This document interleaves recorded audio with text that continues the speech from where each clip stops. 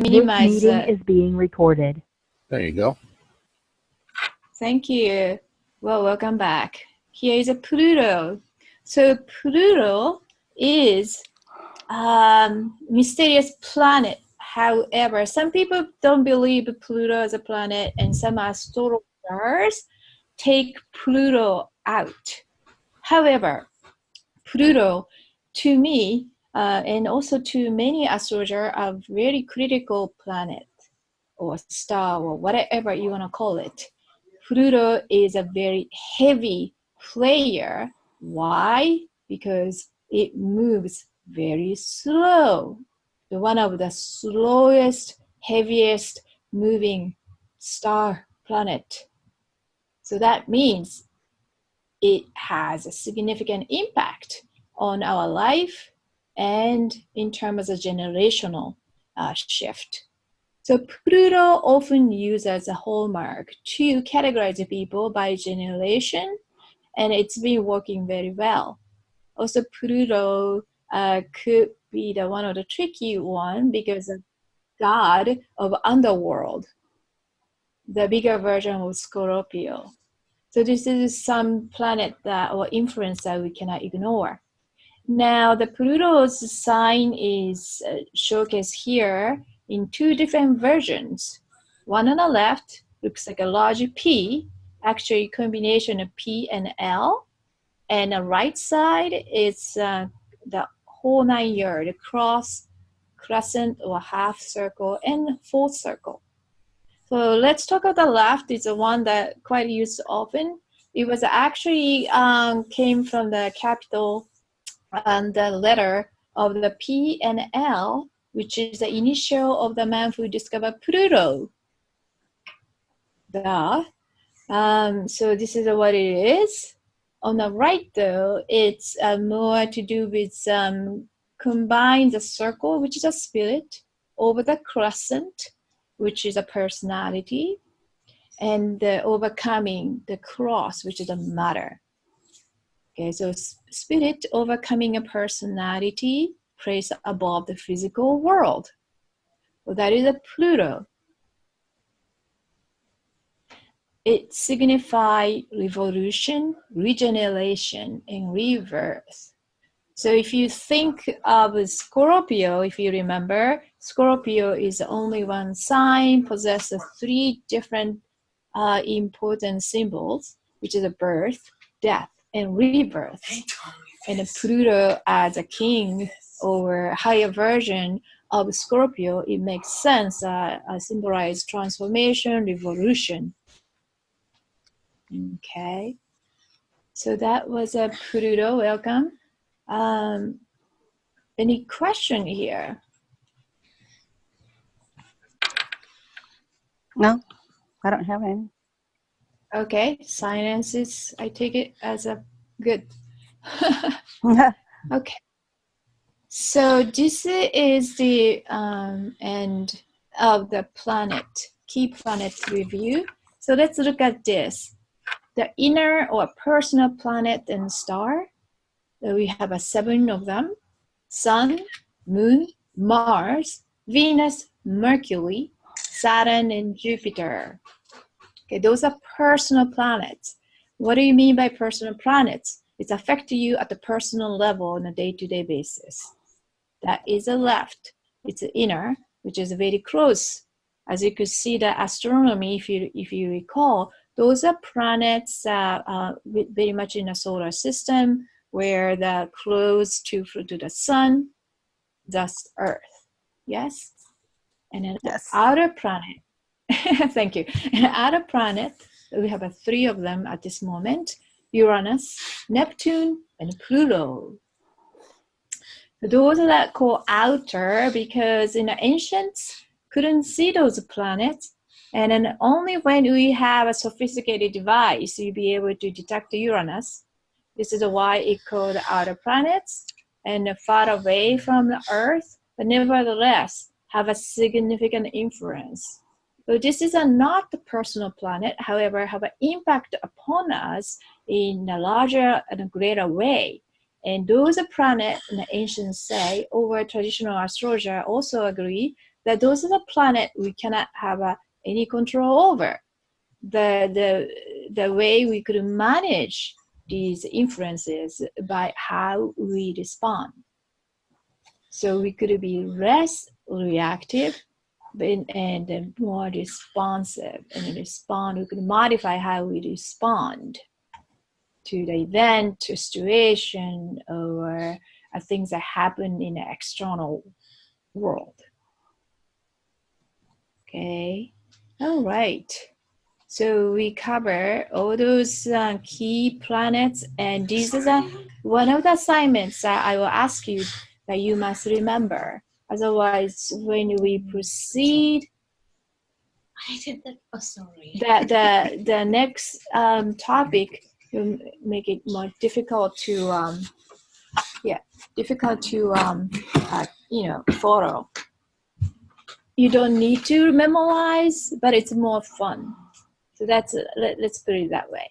And then we went over how to remember by explaining you the basic component. It really is three major components here.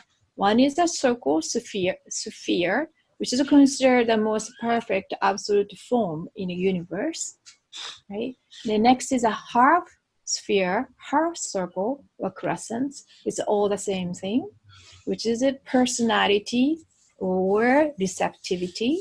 That's described as a half circle, okay?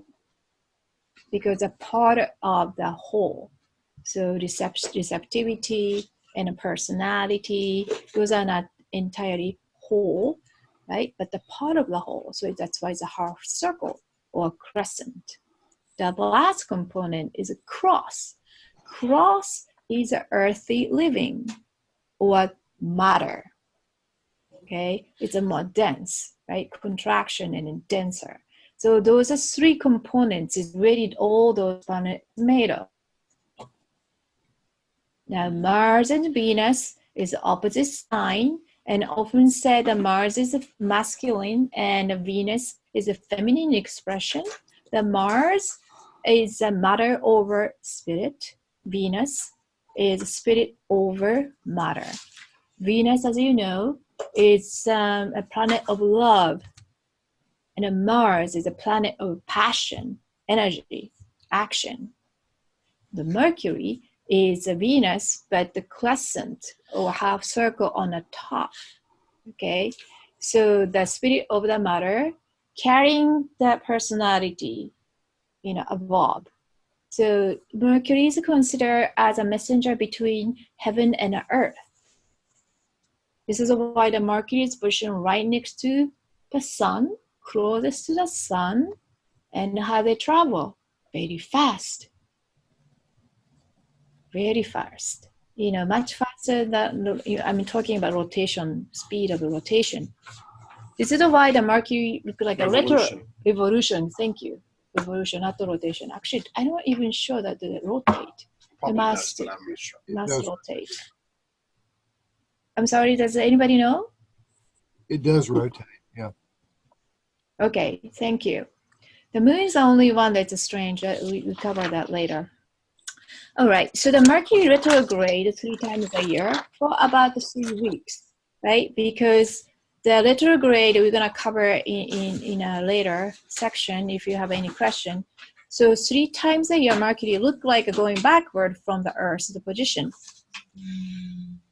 because it's fast. Also, the Venus is the same thing, but not as fast as the Mercury. So we go and those. So that's how you kind of remember. Right? Astrology and astronomy is always interlocked in a sense. It's interrelated. Now that you talk about the Saturn and Jupiter, the Saturn is the planet of the contraction, limitation, also the old teacher, the wise one, and a greater emphasis in the Eastern astrology. The Eastern astrology, especially Vedic, emphasize on the Saturn and the moon, versus the Western tend to emphasize on the sun and the personal planet, and consider Mars and Saturn as maleficent, meaning that it's difficult to work with. and Jupiter and Venus in a benefact, it's easier to work with. So it's a cultural preference, right? Why the Jupiter is expansion and inspiration and aspiration. Everything is good. Whatever you have, you expand more, grow outward. Saturn, confinement, limitation, order, structure, compaction, right? Wait a minute, we have more to learn before you go beyond. So it depending on the cultural preference, and you look at the culture, they kind of see that different characteristic of each continent, right? Okay, so let's talk about other planets. So those are personal planet, and other planets, Uranus, Neptune, Pluto. We talk about the Uranus is considered the most highest vibrational planet. Some believe ascension planet. Native Indians say, hole in the sun. There is a sun. There is a greater sun behind our sun. We're talking about Uranus, right? And Pluto is a transformation. This is a force that you cannot change. It will come no matter what. And then sometimes it looks like a distraction, or looks like some negative event, but it have to happen in order for us to evolve and transform. It's like a phoenix. Yeah, that's a Pluto. That's the energy of Pluto. Neptune, I told you this is a difficult energy. As our Earth, Gaia ascend, maybe this is more of the energy that easier to work with. Right now, Neptune energy is still off Earth. So high, if you are very heavily influenced by Neptune and not very grounded, it's not so great thing happen. We discussed about Marilyn Monroe, right? What is it called? The Nevada singer? Kurt Cobain? Kurt Nirvana. Cobain. Nirvana. Yes. Kurt Cobain. Yeah, exactly. So those two are great examples. Neptune really took their life, drive their life, and then they really didn't understand how to manage their, this activity. So Neptunes could be take you to the dream world. Sometimes great, sometimes not so great. Okay. So those are important planets and the stars. Okay, so I just need a quick one Please. question. I mean, the homework you'd given us was, for the different signs, zodiac signs. Yes, we're gonna go over Yeah, that. Anyway, so the one, like Venus and Mars, they have the cross. Yes. The circle represents the sun, the Spirit. spirit, and the crescent. Sun is on the upper with the left. dot, right? Yeah. So the circle is the spirit, and the half crescent is the half circle or crescent is a kind of the same, interchangeably used. It's a personality. personality. Okay, Yeah. got it. Also receptivity. And the cross Is is a the matter. matter. And an earthly living. Mhm.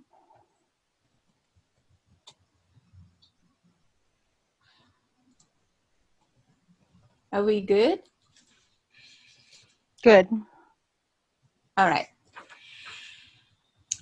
Now before you go in here, let's talk about homework.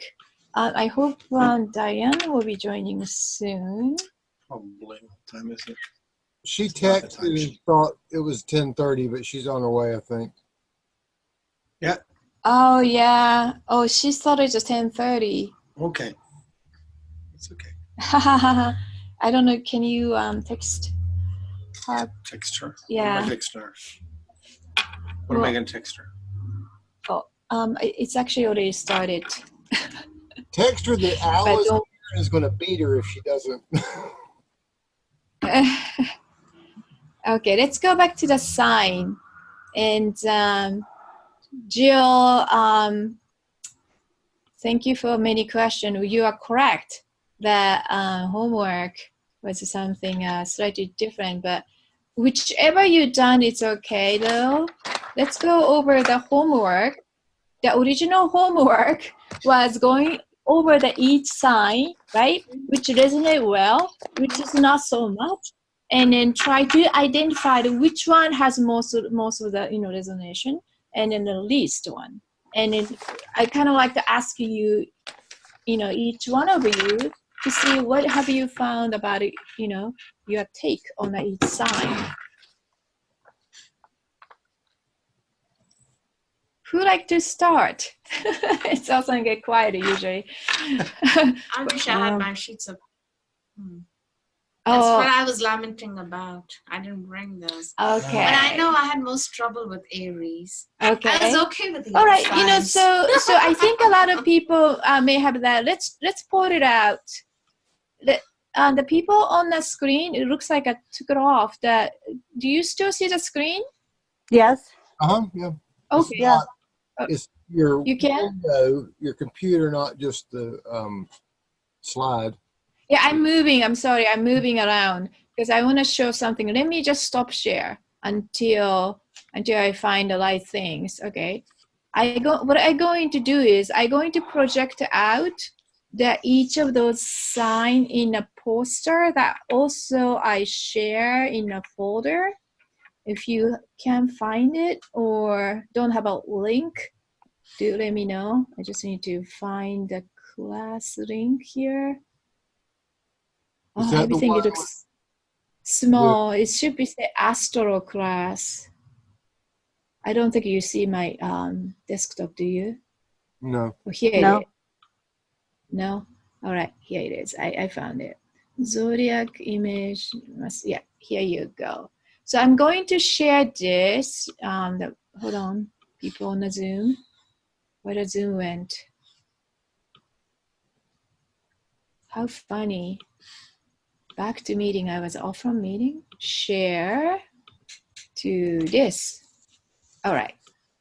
Let's talk about, okay, Skya, you go first, okay? Here's the Aries. Symbol of a ram. So Aries are energetic, forceful, and outgoing. Like the energy of the first rush of springtime, they move into the world in a headstrong, pioneering way and prefer starting to finishing. They tend to rush into things and may also be impatient, right? They have a greater vitality though and a tremendous need to be physically active. So usually people in the Aries, very self-centered, speak before thinking others. And it looks like they're always self-centered. That's not bad. Yeah, it's not. That's what I said. I didn't want to be judgmental. That's something I'm working on, but it just didn't resonate with me. Let's not say that. I don't want to be judgmental, because I want you to be you.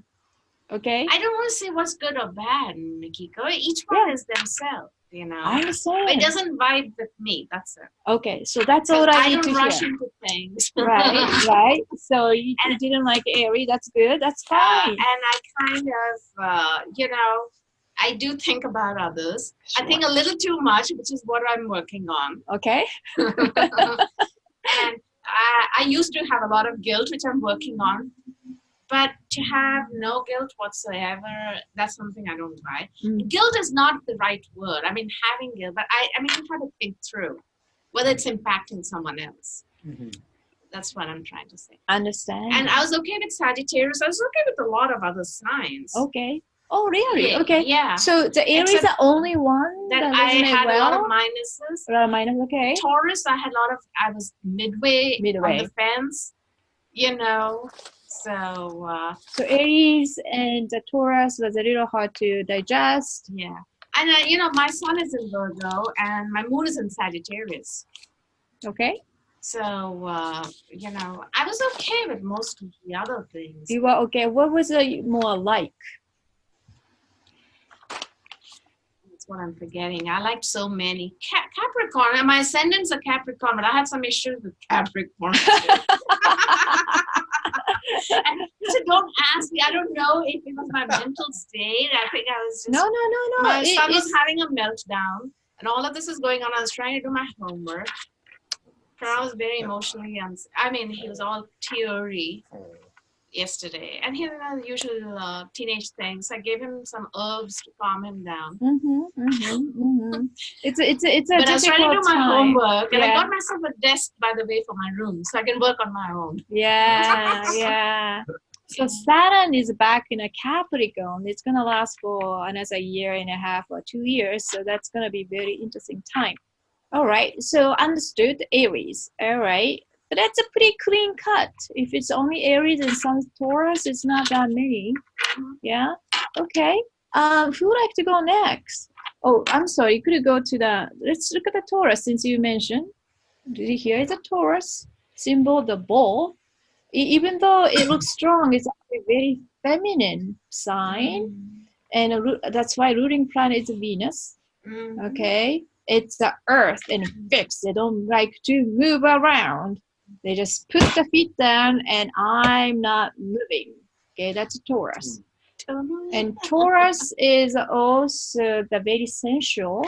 Everything around the throat, eye, all around the face here, that's a Taurus. Usually people have a strong expression of Taurus, have a beautiful, like a captivating eyes. If you have a Venus in the right place, usually an opera singer, a beautiful voice as well. They like to enjoy the art, everything earthy. They like to bring the valuable thing in a house to themselves. They are very good with manifesting money if it's expressing in a lined way. So here's a Taurus, right? The pleasure of life, right? They crave a security and a comfort of relaxing in the warmth of their home environment. They don't like to go out, right? They value the sense and the enjoyment of material things. They are willful and sometimes can be stubborn. With a large capacity for kindness, they are steadfastly devoted and loyal.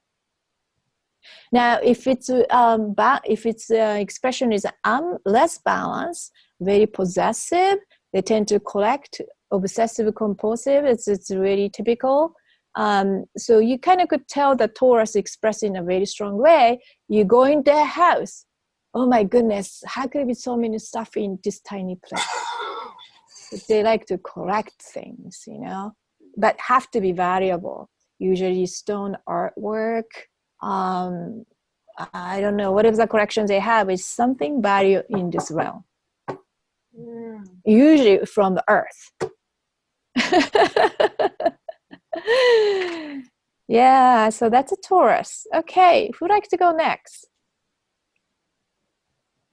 I think can you hear me? Go ahead.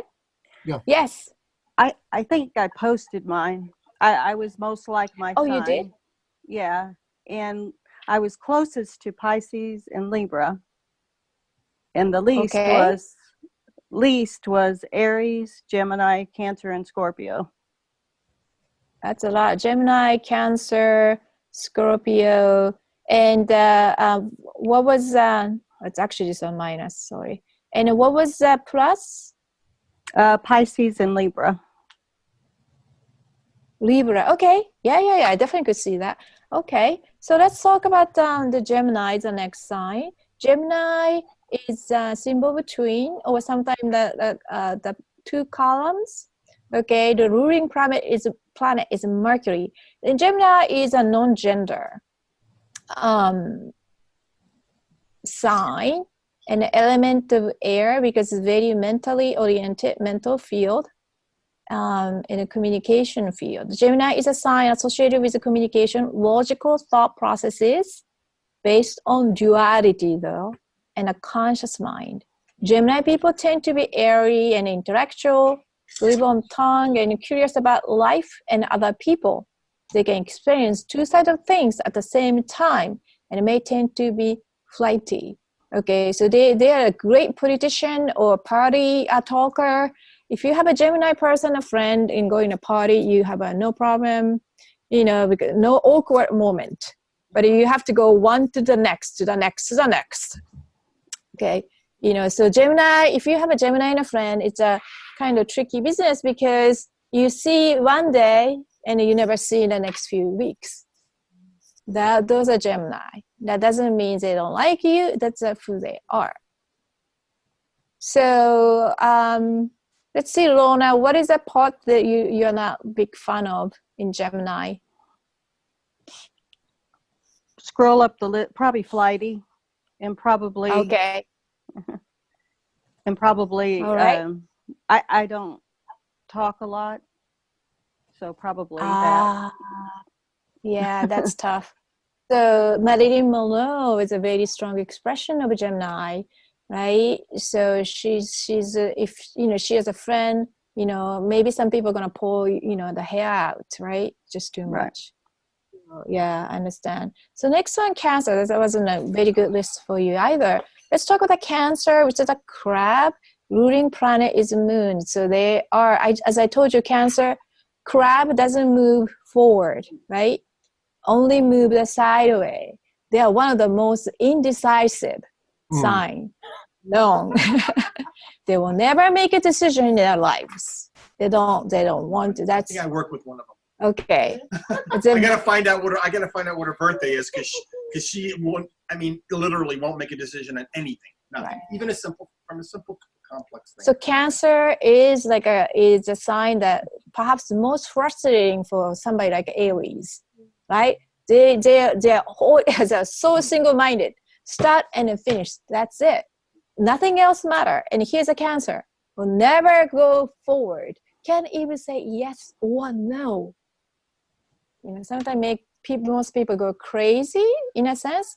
And what? It's a very, very emotional. They hide their emotions so good they have no idea what they're thinking. Okay?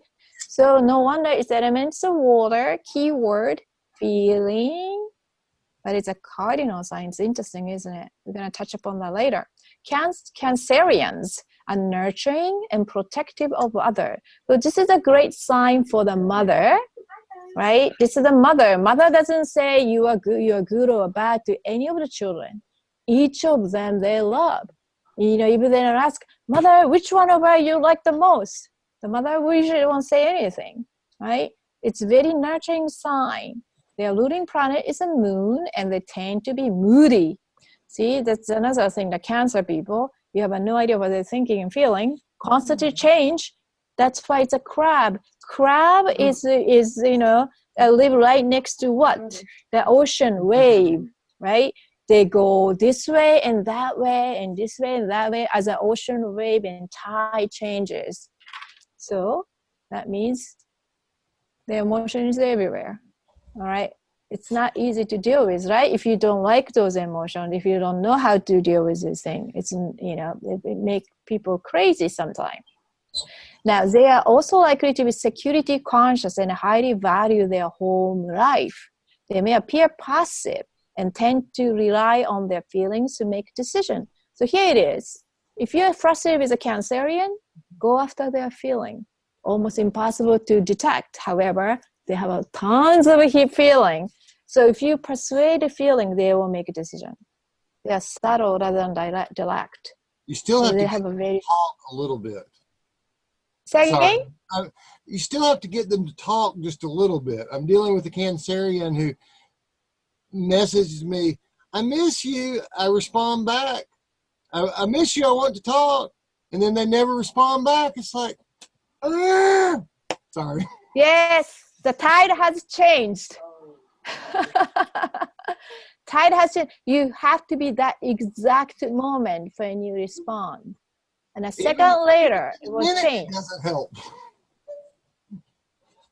Almost have to be before. There you go. I hadn't thought of that. So deal with the emotion and the feeling that constantly change like a moon. Okay? So if you're dealing with a Cancerian, receptive to moon cycle, what is the moon doing? What is the moon? You have to know everything about moon. And you will be able to handle better. Not necessarily always work. All right, so the next one is, I was just going to the Lona's list. Let's go to Scorpio. All right, let's talk about Scorpio, Rona. Scorpio is one of the trickiest sign and one of the most secretive It's me. right? It's a ruling planet. They got 2 planets, Pluto and Mars. Ooh. And house ruled 8, that's like a whoa, right? That's a taboo house, and traditional astrology hate to deal with house 8 because the people don't like to talk about anything that people don't like to talk about when 8. Death, tax, and other people's money, okay? And then also the rebirth, anything to do with psychic. So this is the 8th of the house of psychic, right? So that's what the 8th house is. So usually if you have any planets in the house 8, the traditional astrologer will look at you and I'm so sorry. I have 4 planets in my house 8. But anyway, I'm very proud of it. I like to go through this pain and torture. So the Scorpion, Scorpion is one of those people like a Green Bay football field going to the T-shirts. And then somebody said, "Are you crazy, sir? Are you don't you feel cold?" And she said, "No." This is so mean. That is a typical Scorpion attitude. Okay, Yes, yes. I will stung myself. Tony, You give me a know, sweet so pie. that is Scorpion attitude. What do you know? Interestingly, Your nose. Scorpion is also the elements of water. It's a fixed sign, so it's very stubborn. Keyword: transformation, transform. Scorpions are intense and their emotions run deep. The sign is associated with sexual activity and with a transformative cycle of death and rebirth. Scorpios have a great personal magnetism and greater powers of persuasion or even the ability to coerce others because they work on a psyche, okay, other people's psyche realm. Their will is strong and their depth of perception is powerful. So Scorpion tend to do well in a work that involve like the information that hard to get. And they tend to hold very key information that nobody else has. So that's their weapon. And they tend to be a scientist. They tend to be sometime in a just stage entertainment business. Also the heater. Those are Scorpion. And I'm sorry, cars. They like cars. Is your husband Scorpion? Okay. Well, that's if they like a car, it's going to be very intense. It's very Seems like intense. very intense.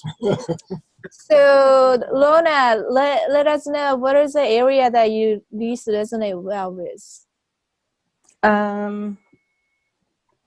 Well, with Pisces and Libra. Oh no! Which part of the Scorpio? Oh.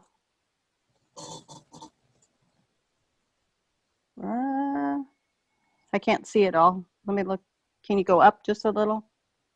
Up? Yeah. I mean, I like that they have depth of perception. And I like the psychic ability of them. Oh, I thought you don't like the Scorpio so much. Oh, I thought you said which part would I like of them. Oh, yeah, right. Sorry, which part you like Which part you the like, least? which part you dislike? Yes. It seems like their emotions. So that's consistent, Rona. The emotional part is troublesome for you. Yes. Just observation, yeah. Okay, let's look at the Libra, and that's something you liked. Libra is, as you could just sign, I love this sign, sun setting the ocean. Again, also the symbol of scale. Ruling planet, Venus. So Venus is a ruling planet for Taurus and Libra. The house rule is the 7th with a partnership and marriage. Okay, and it's the Venus house as well. The element is air, cardinal, and the keyword is relating. So everything about Libra is relating, and also that's a part of the Venus too. Venus as a feminine sign, women tend to understand others or understand subject by relating. Okay, that's why we talk about relations a lot. An example is related to your personal thing that we tend to digest information far better than the actual formula. Also, back to the Libra. Libra as a balance, they persuade everything have to be equally distributed. That is their goal. Okay, so this is why the marriage a problem for many men, because this is the house of a woman, house of a relation, house of a partnership. They insist the equal partnership. That's difficult for sometimes the masculine expression to understand. So let's look at a little bit more. And then also element is air, so it's a more mental field. Okay, so Libra is a sign of a harmony relationship and a strive for balance between polarities. Librans are known for their good taste, elegance, and charm. The natural mode of living is a partnership with others. They are concerned with the issue of social justice and are natural diplomats. They may also struggle in making firm decision. Remember, if you're a diplomat, how can you make a firm decision? You have to consider everyone else. It is very much libertarian, very much liberal. So if you go into the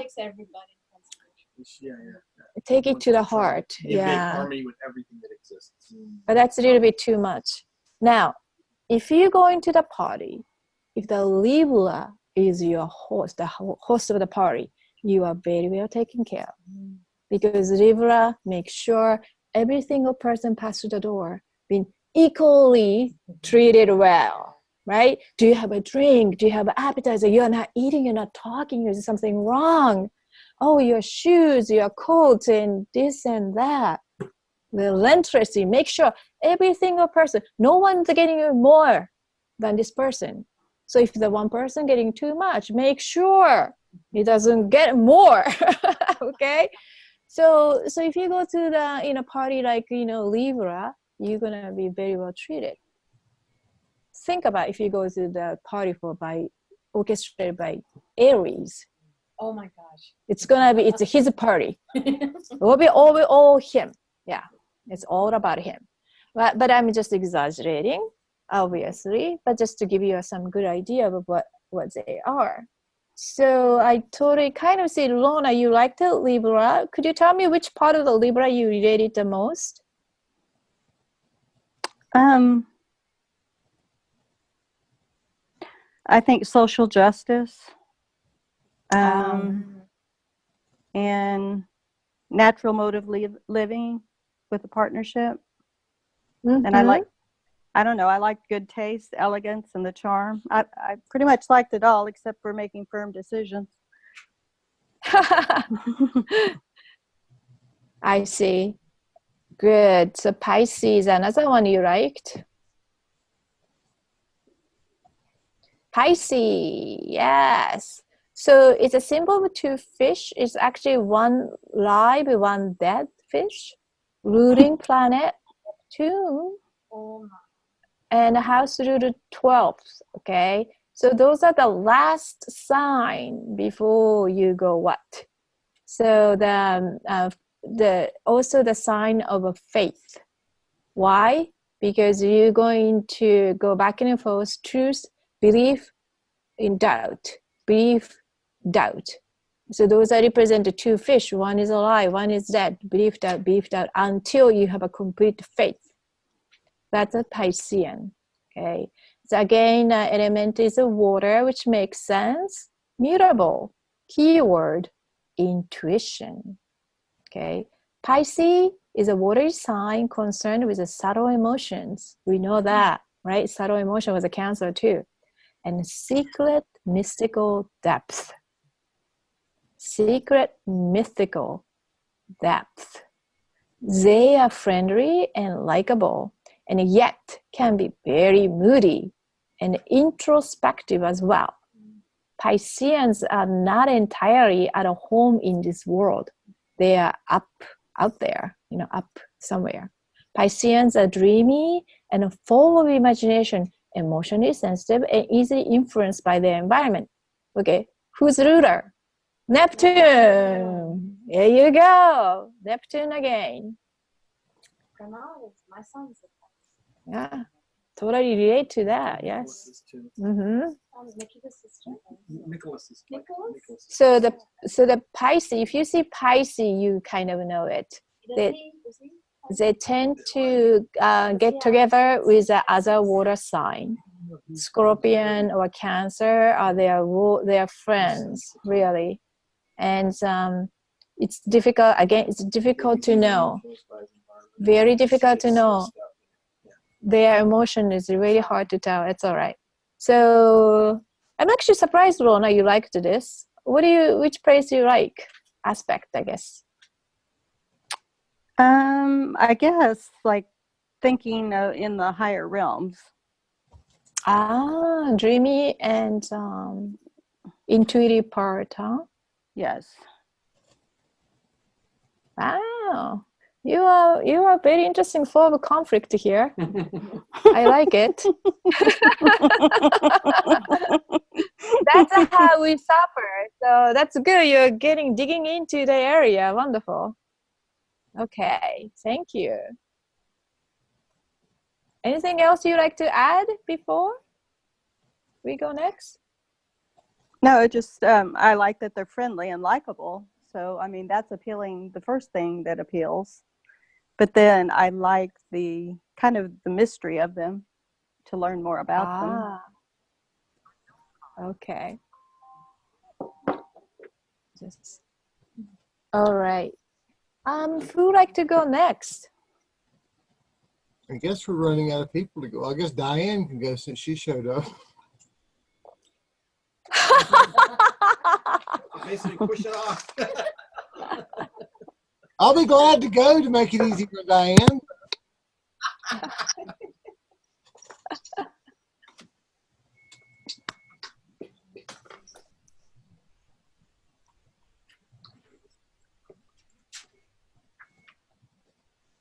All right. I think Jill, why don't you go first until Diane find the right page? Okay, sure. Of course, I did a different assignment. I did the one I thought I was supposed to do, but and by the time I found out what the correct list to be reading from was, I was too frustrated to deal with it any further. So I didn't do that one. But as far as when I went through the list, it was things like I always take my time, I'm good at really savoring and enjoying pleasures, that kind of thing. I came out strongest on Scorpio, Aquarius, and Virgo, and pretty much even between them, actually stronger on Virgo than on Scorpio, which is my sun sign. But there weren't any that I didn't particularly like, or that any of the things that bothered me about any of them, except the Cancer one, and that's a personal issue I'm having dealing with somebody that I'm trying to just make her feel better about life in general. And since she won't talk, that's driving me up the wall. But anyway, no, everything struck me as pretty good. Okay, so I hear I may miss something. You kind of more positive for Aquarius and Virgo, Scorpio, and not so much Cancer. Well, part of that is, again, it's a personal issue I'm dealing with somebody else that is a Cancer. It's driving me up the wall. Like yesterday, she texted me, I miss you so much, I want to talk. And I respond and say, well, look, I can talk up until whatever time class started. And then I hear nothing from her. And it's that same thing over and over and over again. So, but the personal qualities of Cancer don't bother me. It's just when they're in action by a particular person. So, but overall, Okay. I mean, there were some things that I wasn't in the list I was working on that I wasn't 100% wonderful about, but none of them really bothered me. I mean, Right. Okay.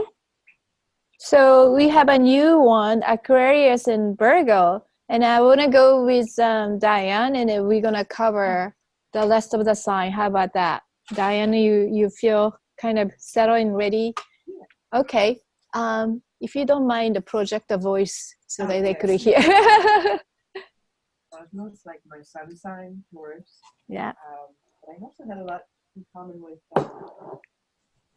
Aquarius, Pisces, and Cancer, which was surprising, and Libra and Sagittarius. And I was least like Aries, Gemini, and Leo. Yeah. Actually, that's coming up a lot. Gemini and Aries, right? Leo is the first one. Actually, kind of resonate somewhat with you as well. Okay, so that's good. It's gonna be almost all signs. So let's take a look at let's look at the top of the. Oh, Aquarius is actually now is the age of Aquarius. it is now the age of Aquarius. Is that what you said? So let's cover that. Age of Aquarius from the Pisces. Yes. So let's cover Aquarius, symbol the water bearer. I don't know, you notice Aquarius and Venus is only take the human form. And this one doesn't have a man, but usually man pouring the water vase down toward the feet. Okay, so that's very important for you to have. You know, what does that mean? It's very pouring the water, the life to everyone, right? So ruling planet is Saturn and Uranus. That's an interesting combination, right? House is number 11, and element is the air. Again, it's another mental field energy, intellect, sign of intellect. Mode is fixed. Keyword, network. Literally network. Those people in a very strong expression of Aquarius, almost always, I should say almost always, but I mean strong expression of Aquarius tend to be very philosophical or tend to be very technological, like dealing with a code, like a network, IT network, literally. It's very interesting. And a ruling planet being a Uranus is a power of the electricity, the electronic device, they tend to have a gravity toward that. They tend to understand how to work with electric device naturally. So that's kind of interesting character. Let's see what it is. Aquarian. Rebellious nature and eccentric. Yeah, that could be very much so. Spontaneous and original. They are forward-thinking and innovative. Aquarians are scientifically minded and logical and confident in manner. They can appear to be emotionally detached. So that's a key word. They could be very much emotionally detached. Yet they truly value social contact and the spirit of humanity. So that's Aquarian. Sometimes it's unfortunate the combination for I see the Aquarian with Cancer as a couple. That's a very tough combination. Yeah, it's not an easy relationship. Not an easy relationship. So that's Aquarian. But naturally, they are really thinking close to the God. To me, the Aquarian is like a lot of time Tibetan monk to me. But when you balance, they could be very eccentric. You know, it's really too much, right? It's a socially not accepted. So could go both way. Let's see then one that didn't cover. You listed here Sagittarius. Yeah, let's go Sagittarius. Didn't cover no one said Capricorn. Oh, somebody slightly mentioned Capricorn, but nobody really. Did you say Capricorn? Not much. No. No, but nobody really said about Capricorn. Can Yeah. you take a look at Capricorn? Absolutely, because Capricorn become a very important planet soon. So Capricorn, yeah, this is a Capricorn. Why do you say it's going to become soon? Oh, because Saturn is in Capricorn for next 2 years. Yeah, you're going to be feeding it out with Capricorn energy. So let's understand who is a Capricorn. Capricorn is a sea goat. But it's actually really, do you see the sign Aries? Right? This is Rio.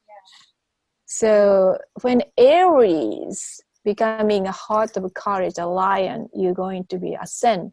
Capricorn is a goat sign. It's like a climb up, straight up without missing any step. Okay, that's really the energy of a Capricorn. Ruling planet is Saturn. House ruler is a 10th. 10th house is a fame, career, how you stick out in social realm.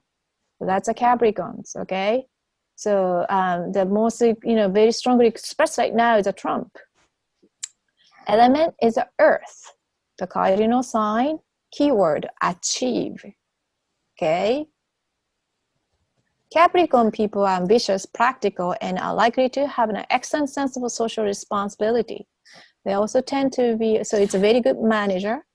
They also tend to be conscious of social mores, perhaps to the point of over concern, and it can suffer from feeling insecure. They are driven, yet cautious, which allow them to advance slowly but steadily to the top.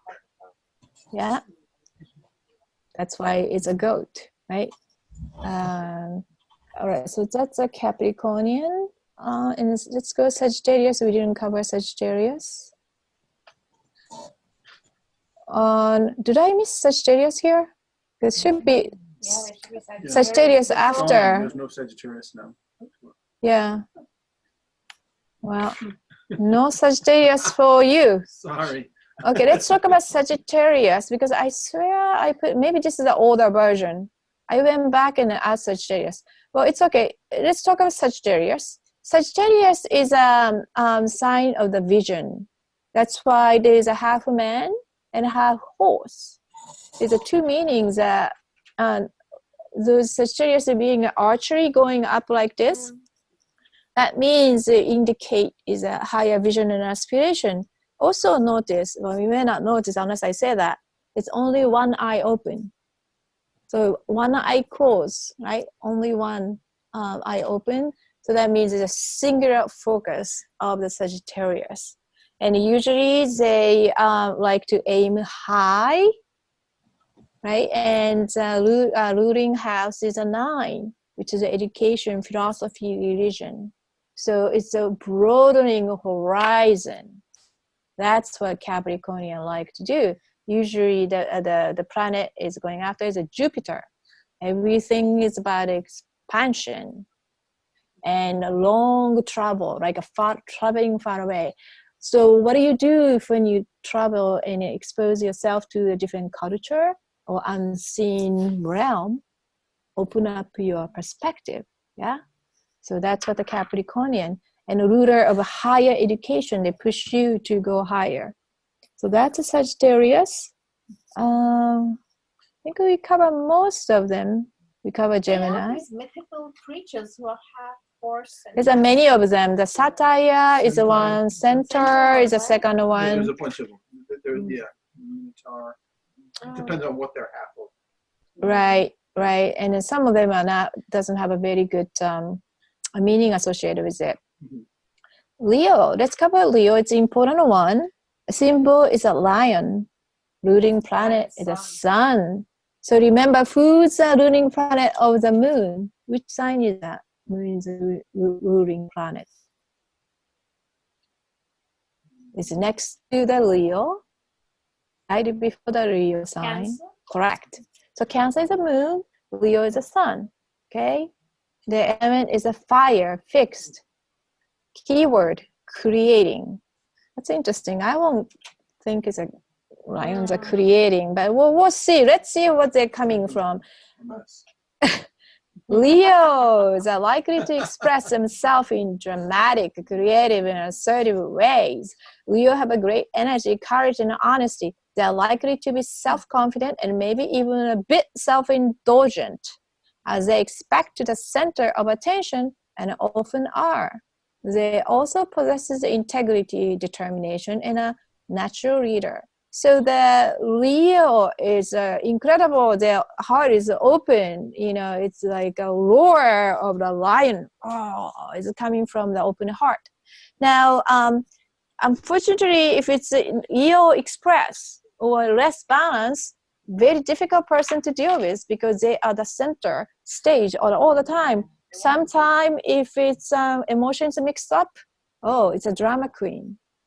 So everything about them, no matter where you go, it's about them, all about them at all the time. Sometimes it works well, sometimes don't. Let's think about if it's the CEO of the company, that's perfectly fine. There are so many people, the follower, to cater them. But if it's not, it becomes very unfortunate situation because they need many people to please them constantly. You know, put them up in a center stage. Sometimes I see the mother is Leo that who have unfortunate childhood, who are never being a center.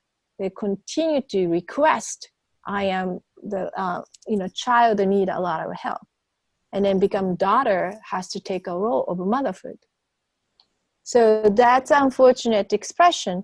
But the Leo is a beautiful, beautiful sign. As a ruling planet, as a sun, they have essence in leadership, and they have an open heart, right? So it depends on the situation and your balance or not. It become it's really suffering, you know, and they make sure you suffer too.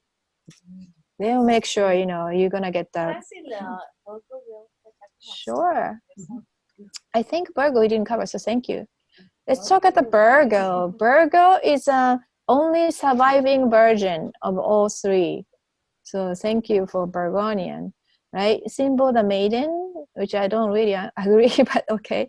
Ruling planet is Mercury. It's a feminine sign. Absolutely, yeah. So you notice a lot of feminine sign. Yeah. So the Mercury is the intellect. Okay. House is root number 6, which is a house of routine, house of work, house of health as well. Okay. The element is earth, very earthly sign. And then I have to say, I need to correct this because I put those things, each one has a very good message, but not necessarily all great. So you have to use your, discernment. Now, it's a keyword is called analyze. It's Virgo. Virgo is actual ancient symbol. Is a woman having those the crops with everything on it. Okay, that's a Virgo. If you really see the ancient symbol, the woman carrying. So what that means is the ancient time, what do you have to separate? The good part and the bad part, right? That I can't eat. That's a Virgo. That's very tedious work. And that's a Virgo. It goes through extreme, extent to separate. Constantly. Your dad, your mom, your sister are all Virgo. Yeah, they're all Virgo. Yeah. Good or bad? Yes, no. Can eat, cannot eat. The constant. This is all three your family? Yeah. Yes. Within like a week and a half of each other. Yeah. From like the 7th to the 19th. So Japan, more for the Chinese astrology, so they're more like connected to dragon, right? My both parents are dragon. But anyway, so that's why it's related to house 6 is daily life and health, right? And work. So the Virgonian is constantly, it's really, thinking about, is this good for me? It is not good for me. It is good for this or not good for it. This is edible or not edible. Is this good for health or not good for health? They tend to organize, right, the life, cleaning, and those are Virgo. Very have a strict schedule for the long list of things needed to accomplish each day. That's Yuri sounds like she could fit in there too. But there's somebody that's driving. That's you, okay? I always have a long to-do list. Okay. 17, just like a mom. Okay. So Virgo people tend to be, actually my sister, my mom is a 19. 17 is my sister. Yeah. So Virgo people tend to be very conscious of detail. It's everything about the detail. It's Virgonian. And they are drawn to being of service to others. So this is service queen for service for others, to others, right? And are concerned with the health and well-being. They are likely to be neat and orderly, at least in some area of their life, although they may exhibit opposite tendency in cases where they have not yet found their guiding principle of organization. So this is an interesting Virgonian. They are so perfectionist in a sense that either they're going to leave it totally until they find a solution, or once they find it, they will just go right at it. You know, if they find a great way to clean, they have a whole schedule Monday to Sunday. You know, each section will have how they tackle. They have everything nailed down to that point. All right. So that's a Virgo. It is unfortunate cases if you have a Venus in Virgo in the house is 6, that's really tough. Nothing is good enough. So they will work to death in each area that they focus, because both of them perfectionists. Venus is a sign planet of perfectionist, Virgo too. So they drive themselves nuts. Yes, absolutely. And I'm trying to not be a perfectionist. I'm trying to deal with chaos. I kind of like it. It takes pressure of me. And I'm trying not to be a service to others too. Going against your nature. Yes. That's suffering route, but okay. Yeah, All right. I'm getting to live my life then. Yes. Keep us posted on that. How that works for you. Yeah. Sometimes we can overcome. Yeah. All right. Did you go every sign? Let's see. I think so. Gemini we did, right? Yeah, I think so. Aries you did, because I know that was the first one I saw. Yeah. Pisces, I think Any question? Are we good? I can hear from online, so Why not? I think 2 of them are muted. No. Okay. I'm good. All right. Thank you. Thank you for that. Okay. Making my questions, we are not entirely that. There are a combination of different things. Right? Yeah. This is just self-check. Yeah. Let's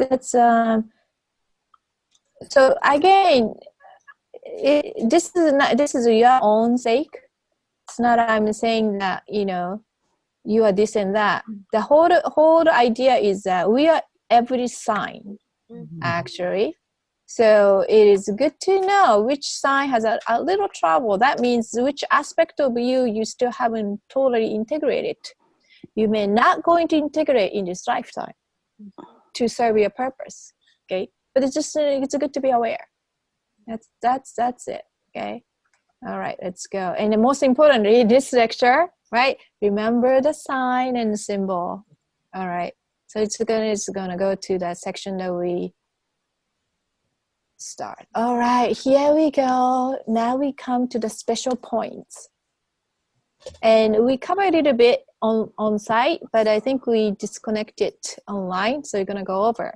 I'm gonna go through those 5 things. There are many more special points, but those are the key that you definitely want to remember.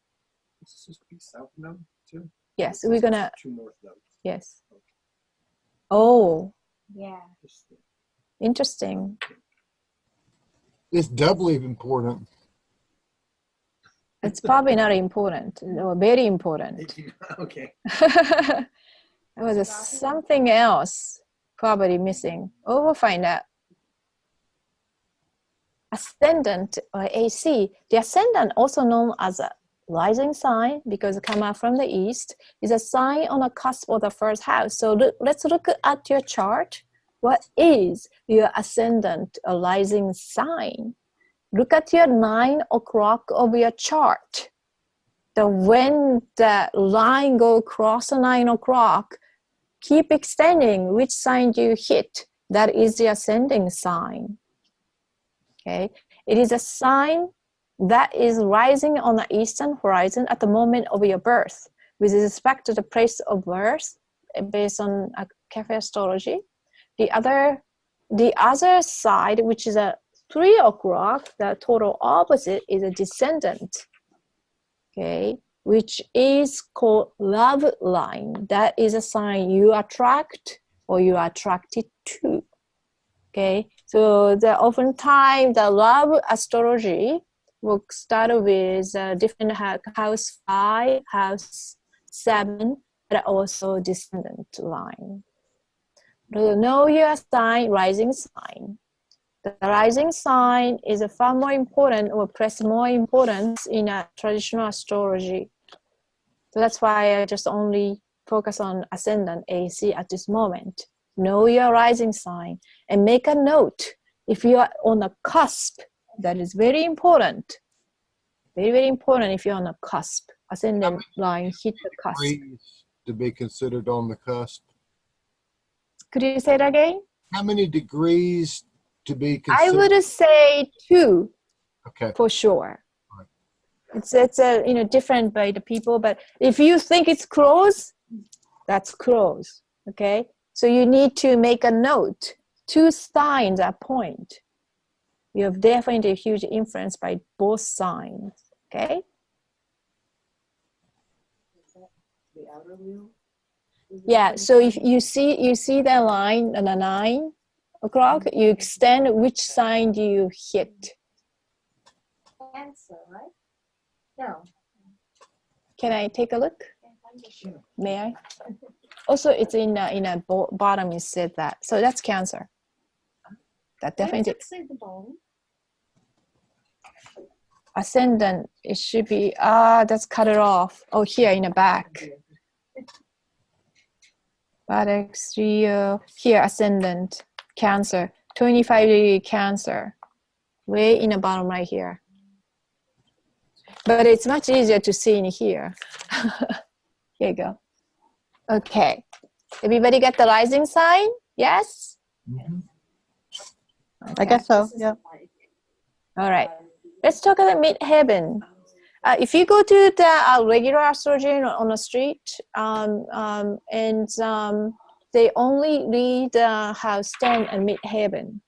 That's how important it is for most people, which is your career, fame, how you live your fame, right? In this realm, which is a midheaven. So you go to the 12 o'clock. This is why the Bible said at the age of 12, Jesus went to a father's work. Let's talk about astrology. 12 o'clock. A midheaven is one of the angles of that chart. It is found at the very top of the chart. Now, for some, it's not totally 12 o'clock based on where you are born. So you need to follow the thick line, the vertical line, the cutting in a half. That is it's a MC, okay? And where does your sign? What is your sign of a midheaven? And look at the house 10. The midheaven represents our most visible achievements in the eyes of a society or public face. Okay, not necessarily your personal achievement, but how the society sees. For me, it's Scorpio. Okay, so that is it then. It's an M? Is this the one? Correct. So you're a Scorpio sign, correct. So everybody got the midheaven, everybody got the sign. Some people has planets in the house 10, some people don't. That's the 10th house, right? Yes. It's pretty easy one. The AC is the first house. Yes. Are we good? It's pretty easy. This is, yeah?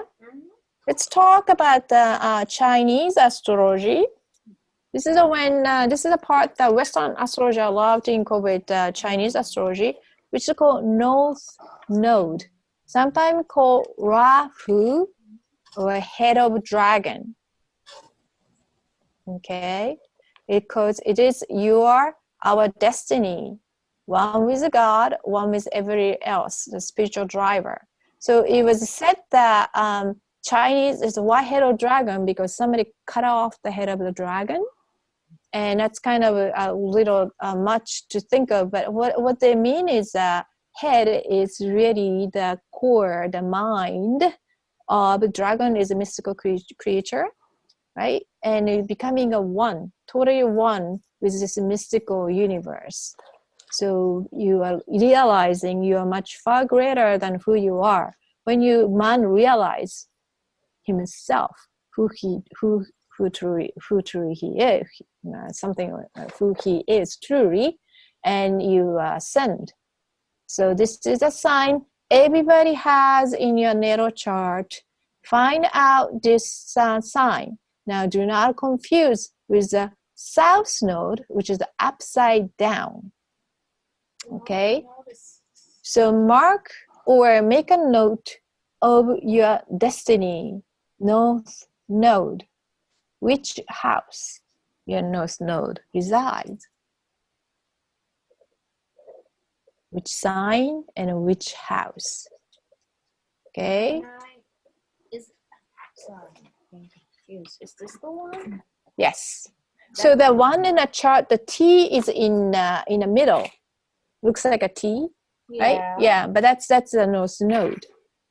And in your case is a Pisces, and then a house 2. Okay. So in India, it is that important. Some of the important, if you want to like start your business or a new job or get married, they actually look at time. It's called Rahu column. But that's not a good time that you should be doing that. Oh, interesting. It's that they look at it that closely. Yes. People from India, sometimes they go astrologer to say which car they need to purchase. Yeah. That's or what's a good time? Good timing. Or sign a contract, a big contract. Well, that's actually Western too. We do too. For Mercury retrograde, don't buy electronic. Don't buy houses. That's like a traditionally preached in a sense. It's the only reason it's not like you can't stop your life though. You just have to be careful. Normally you only read 3 times a contract. This time you read 9 times when Mercury retrograding. That's just a subtle difference. Well, likely you spontaneously buy that car for Mercury retrograding. 3 days later you're probably returning. Okay, so that's likely happen. So that's not necessarily you can do it. You will likely do it if you rush. And I will explain why. It's all about they're talking about the energy. Anyway, so everybody found the North Node? Yes. You do, Rona? Yeah. Can you hear me? Okay. And then make note of a South Node too. It's directly opposite. Oh, and I will tell you one thing. If you're doing it right, if you're moving forward, you are going toward the North Node. If you are not, you are more in the South. Okay? And I could explain that later using my chart. How you can look at check up how you're doing. Oh, here's my chart. Okay, this is my chart, and your birth chart is a map to your life. People learn about the power of astrology when they find a specific map called the natal chart. So this is let's talk at the Rahu. Here's my Rahu is here on a house 1, Taurus. And then my opposite should be, well, they didn't map this here. The opposite is a house. So it should be house. Should be the 7th house. 7th house, right. But I guess it's disappeared, right? But it probably didn't map it this time. Now, what this means is my overarching sole purpose in this lifetime is self-improvement. House 1. And I have to do something material because a Taurus sign. Something very practical, something going to have a value, not just to philosophical sense, but have actual value in this material world. So that is me. Now, my life mission shift as my life moves on, but this will never change. This is the overarching life purpose. When I see the transit in my life at this moment, my life mission is moving, right? Outer circle, you follow the outer circle. I think if you did astrology with me, I mapped your transit and progression too. So you have an outer circle, okay? My outer circle now is house 5, self-expression and something. How do you know which house pertains to us right now in the outer circle? Because I map when you see me. Yeah. So your Rahu is right now Oh, the outside. Okay, outside here. Oh, we'll see them. House 2, which is a self-value. Ah, no wonder I'm not serving others. So you could tell why you are that way right now. So right now, this is a house 5, a house of fun. So I supposedly pursue my hobby and my happiness. Thank you, honey, from my heart. Whatever my heart, whatever my heart desire. Yes. I am going through right now. So my hobby is expanding. I'm doing a craft. I'm playing a piano. I'm traveling. Yeah, it's going all over. But that's what I'm supposed to be doing right now. Well, the thing is self-value, right? Yeah, we're gonna go over the house. So we're doing that later, right? Yes, we're gonna go over. But I'm just going to show you. Now, I will tell you one thing. If you're not doing the right thing right now, you are going to more opposite. So let's talk about me. If I am not continuing my overarching soul purpose, I'm going to be clinging on the partnership in marriage. I'm putting my partner do my things together. Okay, that means I'm retrograding. I'm reversing my evolution because my south node is marriage, right? I'm leaving because I did so good in my past life or past lives. I'm accomplishing my soul mission with my partner so well. I have to do all myself in this lifetime. So if I'm not doing that, if I'm dragging my partner, that means I am doing my work in this lifetime because I'm more comfortable that way. That's how you see your life. Am I, clinging on my marriage or not?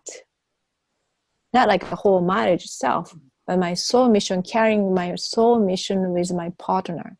Okay, that's my old style. That means that's how I used to. This time you decided to do it on your own. Right. So that's what the map is saying. Okay, so that's how I know I'm moving through, advancing or not. They're not saying doing bad or good. It's just showing the tendency. Yeah.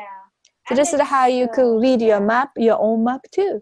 What I'm doing right now in my life, right? And look at your Rahu, and look at your Ketsu, which is the tail of the dragon. It should be directly opposite of your Rahu. Okay, are we good? It's No. really fun. It's a kind of self-check. Where is your Rahu? What are your Ketsu? What are your Rahu in transit outside the circle? Are you doing that right now? Likely you are. Okay.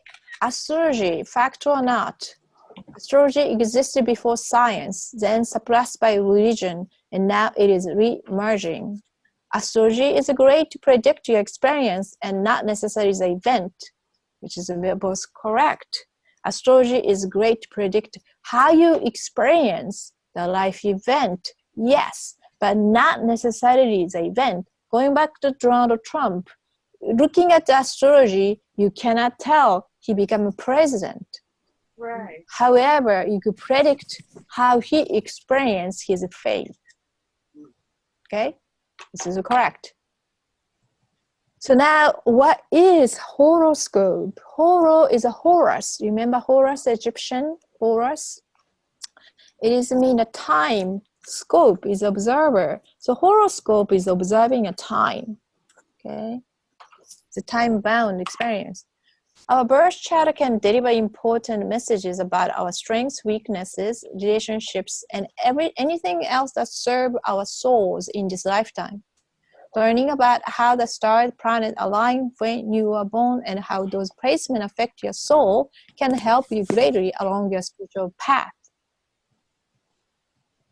And remember that your birth chart, your core magnetic field, you're born with.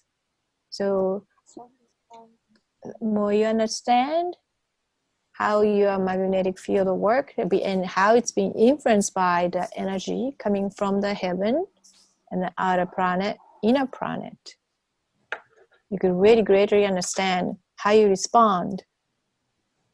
The awareness is the key. let's go to chart and astrology a little bit because I'm not here today, but a couple of people ask me many questions. Well, my minister told me astrology is evil. And then I had that many times people express a concern. So I will talk about a little bit. Early Christianity, intimate connection between astrology and earthly living and events, from weather to plague. History of astrological practice within the Christian church was very well documented. This is the following literature and references if you're interested in. Those are the people who study connecting church and astrology and very well recognized authors. So check that out yourself, please. Okay, if you need all the reference, I could send it to you by email. So we know the North Node is about a destiny. So what is the South Node? What did I do here? South Node is where you came from. Oh, South Node is where I came from. Yes. Okay, just briefly, there is some interesting documentation about the Abraham from the first same man being an astrologer. So this one's basically saying that he was an astrologer, was able from account and order of stars to recognize a creator while all other were in error, and understood that all things were regulated by his providence. In this implication that the father of monotheism also discovered astrology within the same work that damns the prediction of a horoscopy, the author straddled the very crux of the Christian drama. So early Christianity suffer because you may not notice, but they are really against the pagan. You know, there's a pagan is a kind of a belief about many different things, but Mother Earth, Gaia, and then, you know, of course they follow the stars, right? They didn't believe in not necessarily one God, right? It's a lot of gods, right? So it's one of the biggest competitor. And paganism is actually fragmented. It's not like a one big religion, right? Everybody practicing slightly different way, but everywhere else you could see the pagan practice. So for Christianity, there was a problem because they teach one God, right? So they didn't want to admit, because they really followed astrology, they didn't want to admit they also believe astrology. So here's a drama. Although many of them are astrologer and a Christian, but they want to differentiate themselves from pagan. But that's how the separation of astrology and Christianity later on started. It doesn't need to be that way, but because they really wanted to separate themselves from paganism. But what happened, almost everything we celebrate is come from pagan. Christmas tree, Easter, Halloween, they're all from pagan tradition. So, hello. Christianity was strange. So yeah, but I understand why they did that, right? I mean, it's more ego and power things. Keep their own, but yeah, exactly. So if you understand that, it's not so much mystery. That's it. It's a business. Yeah, it was very big business. I introduced Santos because I have a lot of his material. I'm not completely bought into everything he teaches, but he's a great teacher. He's a great astrologer. And visit him. You could learn a lot about what he teaches. So what do you learn? Nature of the birth chart and how it can enhance your life. Meaning of the symbols and the relevant location. Categorize it and organize it in a way you can see the big picture. How your soul journey is mapped out when you are born in astrological term. Okay? So those are... talk about the symbols, I'm sorry. You're talking about the zodiac symbols? Yes. And the planetary symbols? Yeah, everything. Yes. Okay. And probably beyond, but that's, yes. Are we good? Okay, drawing your natal chart. I think by now everybody has one. Now you could pick and choose so many different parameters when you go to a certain site. Let's not go crazy about it. You just start with a very simple drawing your chart, and many different sites will offer that. I like the AstroDent site just because it gives you a greater flexibility of chart, and they give you much information you need, probably more than you need. All right. Those are following the 3 important astrological building block. The planets, okay, sign, and house. So let's say if you don't know the time of your birth, you still get the planet, you still get the sign, but you don't get the house. So that's a problem. You can't get the detail in your each life, how you experience events. So that's difficult. Okay, that's not the end of the world. Okay, but those are 3 the building block for reading astrology. So let's talk about what are those. Planets has a function, remember? So each planet has a different energy, very strong energy. So the moon indicates your emotion. Moon indicate what you require, what do you need. Okay. Mars indicate what you go after. Where is your Mars located? That's the area of your life you're going after. Your sun, as you know, your essence. Look at your sun, look at your moon, and look how they relate each other, or don't relate each other, or are they in a conflict? Are they in a harmony? Okay. Look at your Mercury. Are they conjunct? Because Mercury never go too far from the sun. If it's too close, sometimes it causes a problem. If it's, the same thing, the Venus. If the Venus, my case, Venus and Sun is almost conjunct. That means I can't see my own beauty, own value. How do you see that? It's a sign looks like this in your chart, or it's almost like on top of each other. Conjunct is connected. Okay, so that each planet is very important. Where is Saturn? You remember Marilyn Monroe? Saturn had a huge emphasis in your chart, and when he died was closely related to the Saturn's return. So the planet has a very big impact. Now, how about the sign? Sign is very, very important because you know what? The ancients said that's heaven. Sign is a fixed star, is a heaven. That's why they talk about heavenly star. It's not like talking about any stars. Actually, those signs. So in terms of heaven was not really, it's actually traditionally wasn't the heaven that we think of heaven now. Heaven is a fixed star. Okay. Oh. All right. So the Bible talk about heaven, it's really that star on a zodiac star. Any planet in a sign of Aries, for instance, will tend to be extra active. So at the time of your birth, where are those heavenly stars located? Okay, that's how you feel, gain the energy, how you kind of perceive the life. So that's very important. And the ancient knew when the sun was, which sign was sun was in, okay, at your birth, impact your core characteristic, your core essence.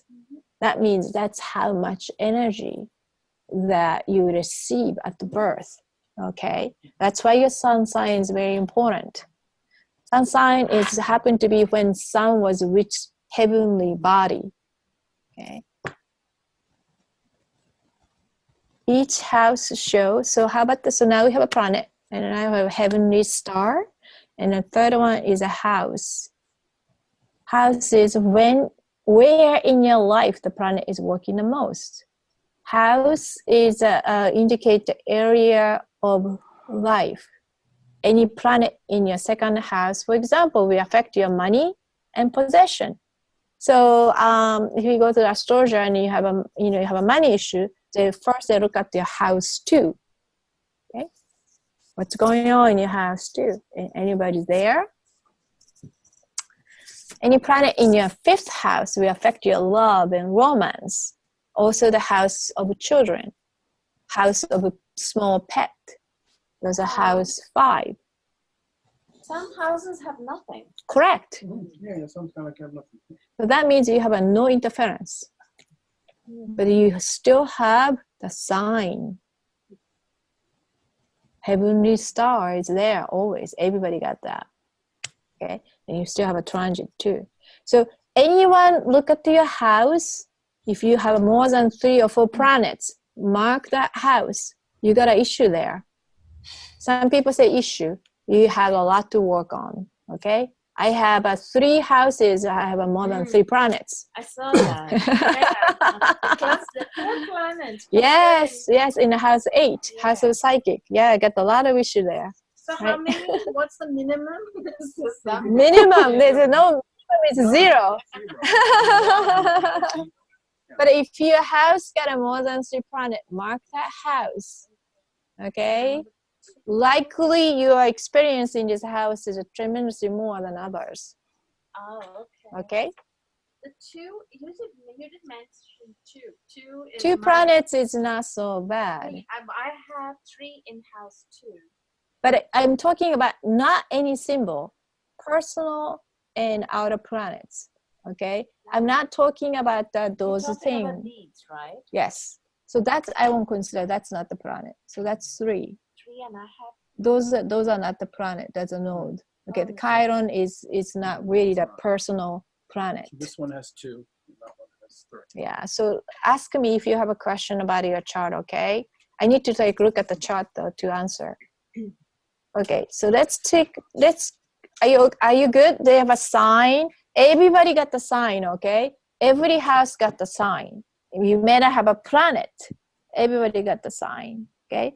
And we have the 10 planets, right? 7 personal one and 3 outer planets. So we got a 10 planets, 10 key planets. If you did a chart with me, you got a lot more than 10 planets. So right now, just ignore that because it's making the things complicated. So you mark 7 personal planet, 3 outer planets, and everybody got the 12 houses. Okay, everybody got those. Now, alignment, and then also where the planets is different, obviously. Yeah, good. Okay. Okay, we're gonna go over the layout. It's very, very, very, very important. Okay. So the chart layout. Once you know the architect, it's far easy to understand. The center of the wheel, you get the number. If you go with astro.com, right? They're gonna 1 through 12. It's interestingly go from the 9 o'clock counterclockwise. Go bottom first. Counterclockwise 1, 2 to 12. Okay. The next wheel. It contains a connection between the various planets and angle. These are described as a red and blue lines. Those are the least impactful in your life, but the most visible in your chart. So please ignore right now the red and blue line. But there's describe the relationship among the planets and stars and sensitive points. Okay? The next outer wheel, the light blue, it contains various planets and asteroids, which we talk about, the 10 planets on there and others. The outer yellow wheel, these are the 12 zodiac signs just we went over. We went over in detail because it's very important. This is how you experience life. That's why you need to understand characteristic of each zodiac very, very deeply. Okay? Because we all got 12 zodiac. We all got it. The most outer field indicate astrological points. And each zodiac is subdivided into little sections. Really? like these. You see these small divisions? Oh, there? okay. So those are the deacons, and we're not going to touch that right now. But thank you. Yeah. So What- for those who did chat with me, this guy has this very good question. I'm gonna show you what her question because it become very important. Oh, this doesn't have it. Some of them come as a deacons.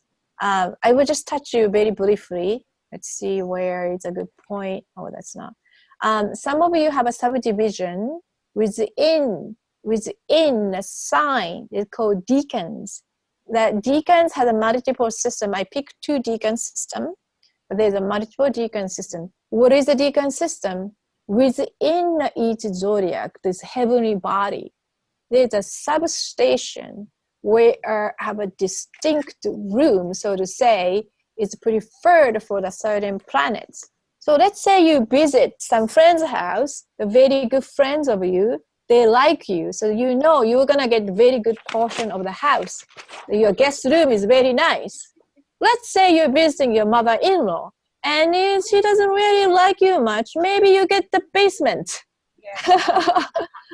Maybe you have to share bathroom. I don't know. Maybe you're gonna go outhouse, you know? And then the planet got those too. The certain zodiac sign, they're not welcomed. And they are not really shine through. Their energy tend to, you know, you are not the best character comes through in an in-laws house, okay? So the planet got those house. It's called deacon. And you could tell. Is your planet happy or not? Let's talk about Venus. Venus has a preferred zodiac sign, which is Libra and Taurus. When Venus visits them, they treat it well. Venus comes through, they shine through. So when Venus shines through, they are cute, charming, loving, you know, and bring all the good, attractive thing. It's great food, sensuality. But if when the Venus is not welcome, the Venus get real pissy. When the Venus get pissy, very jealous, possessive, you know, not really good things happen, you know. It's the kind of character doesn't come through well, right? So it's important. It's the same planet, but expressed in a different way because they're not welcomed, okay? So that's a deacon, which is very important, but we're not going to talk about that in this class. I know we're not going to talk about this right now, but just for my clarification, are these blue and red lines the relationships between the planets? Okay. I have a very good expression for you. So in Hindu, Vedic, emphasis this, but traditional astrology emphasis this. The red line indicate something that karma, the debt you owe in this lifetime. If you blue line, you did really good in the past. So they're giving you a free pass. So follow the blue when you're stuck in red. I always say follow the blue. When you're facing very difficult time in life, look at your blue. How can you get out? Relief from your suffering. So that indicates suffering. Yeah.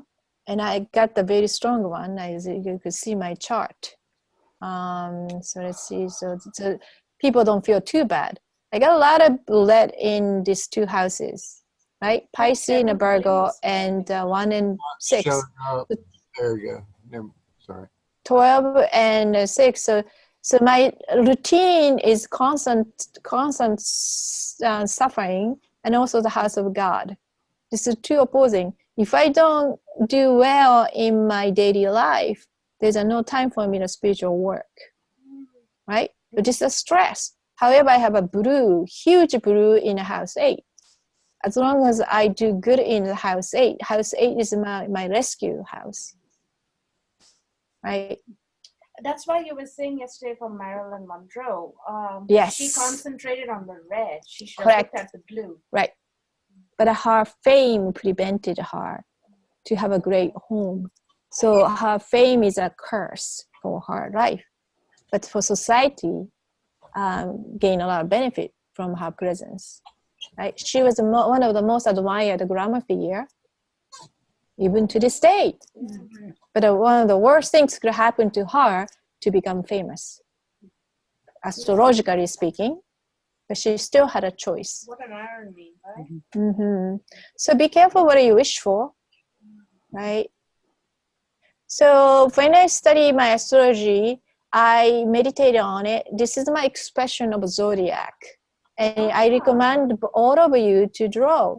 So here starts Aries, the door, the sun comes through. Gemini is dancing, right, the children.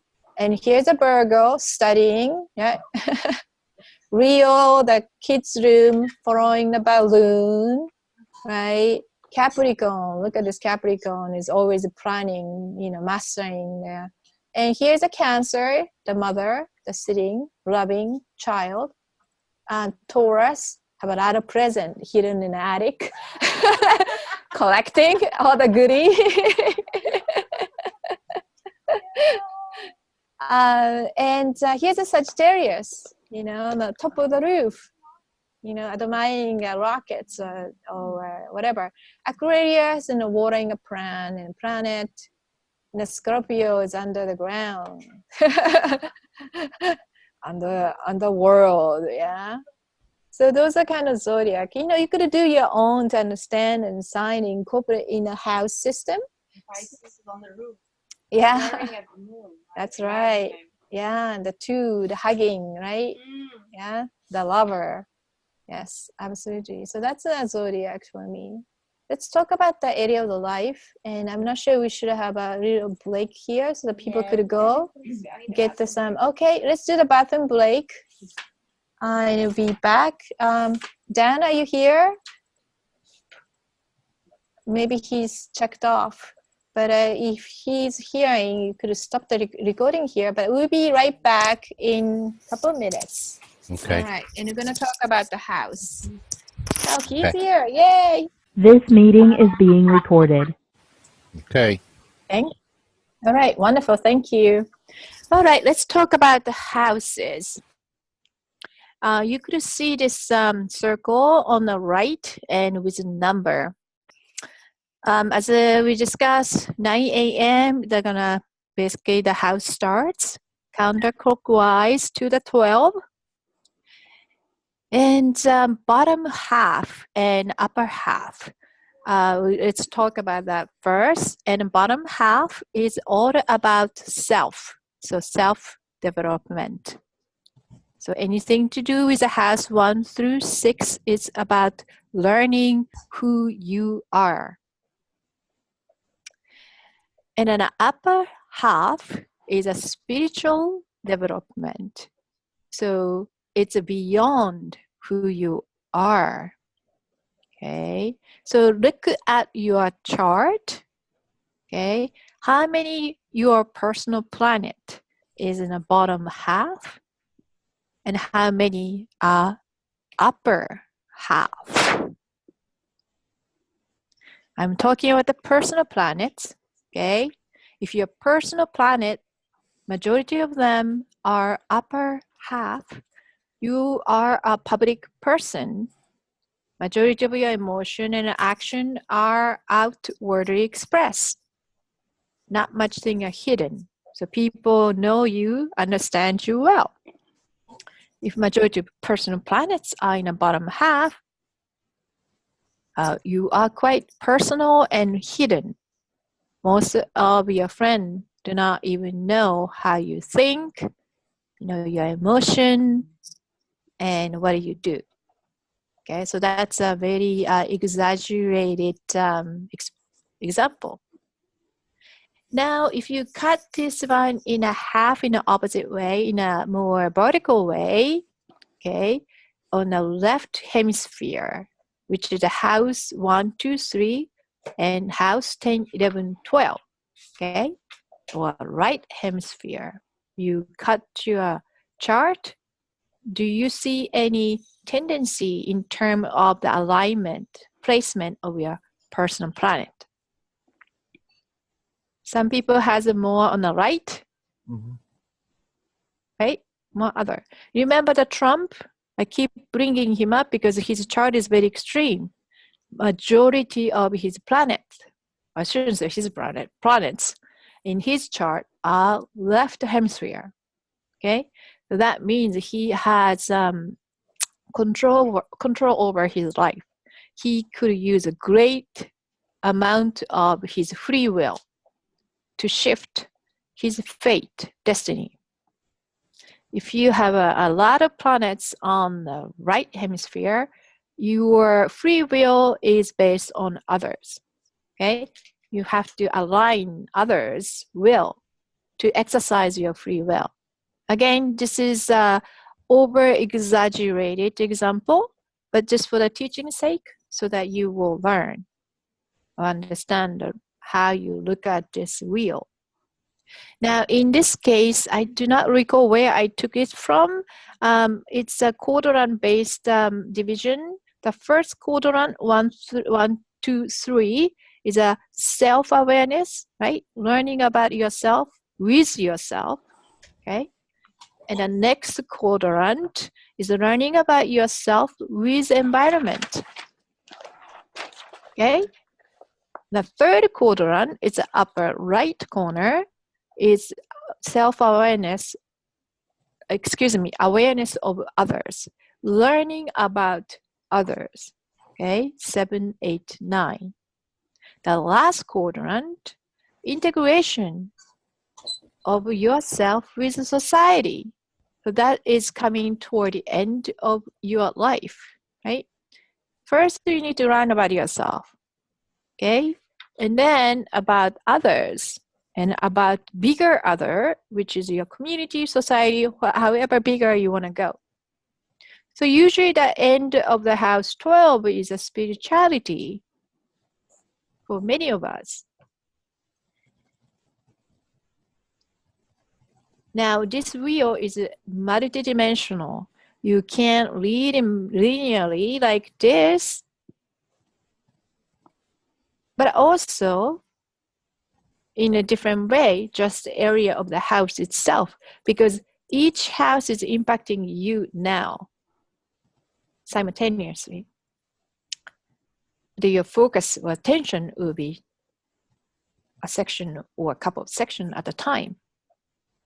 As you grow spiritually, as you expand your awareness, you'll be able to look at this multidimensionally. Okay? But for now, we're going to go one at a time. It's easier to digest that way. So when we talk about the bottom half is self-development. Yes. That means you're focused on self. Yes. And the spiritual is also a part of self. Yeah, we could take a look at that. Do others have say in that, or is it more like inner work? Well, we are spiritual being, so self-awareness is also spiritual, absolutely. But in this wheel, it's more about self-development, self-awareness in the bottom, and in the upper is about outer world, okay, other than who you are. Okay, it's a very good question.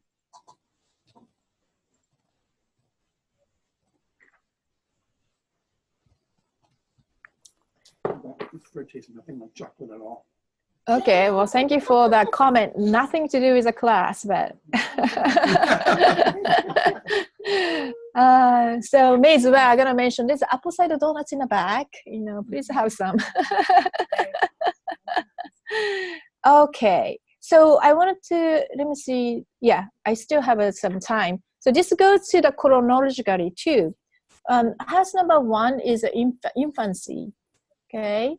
And house 3 is when you are aware of the sibling communication, you know, early kindergarten to the late.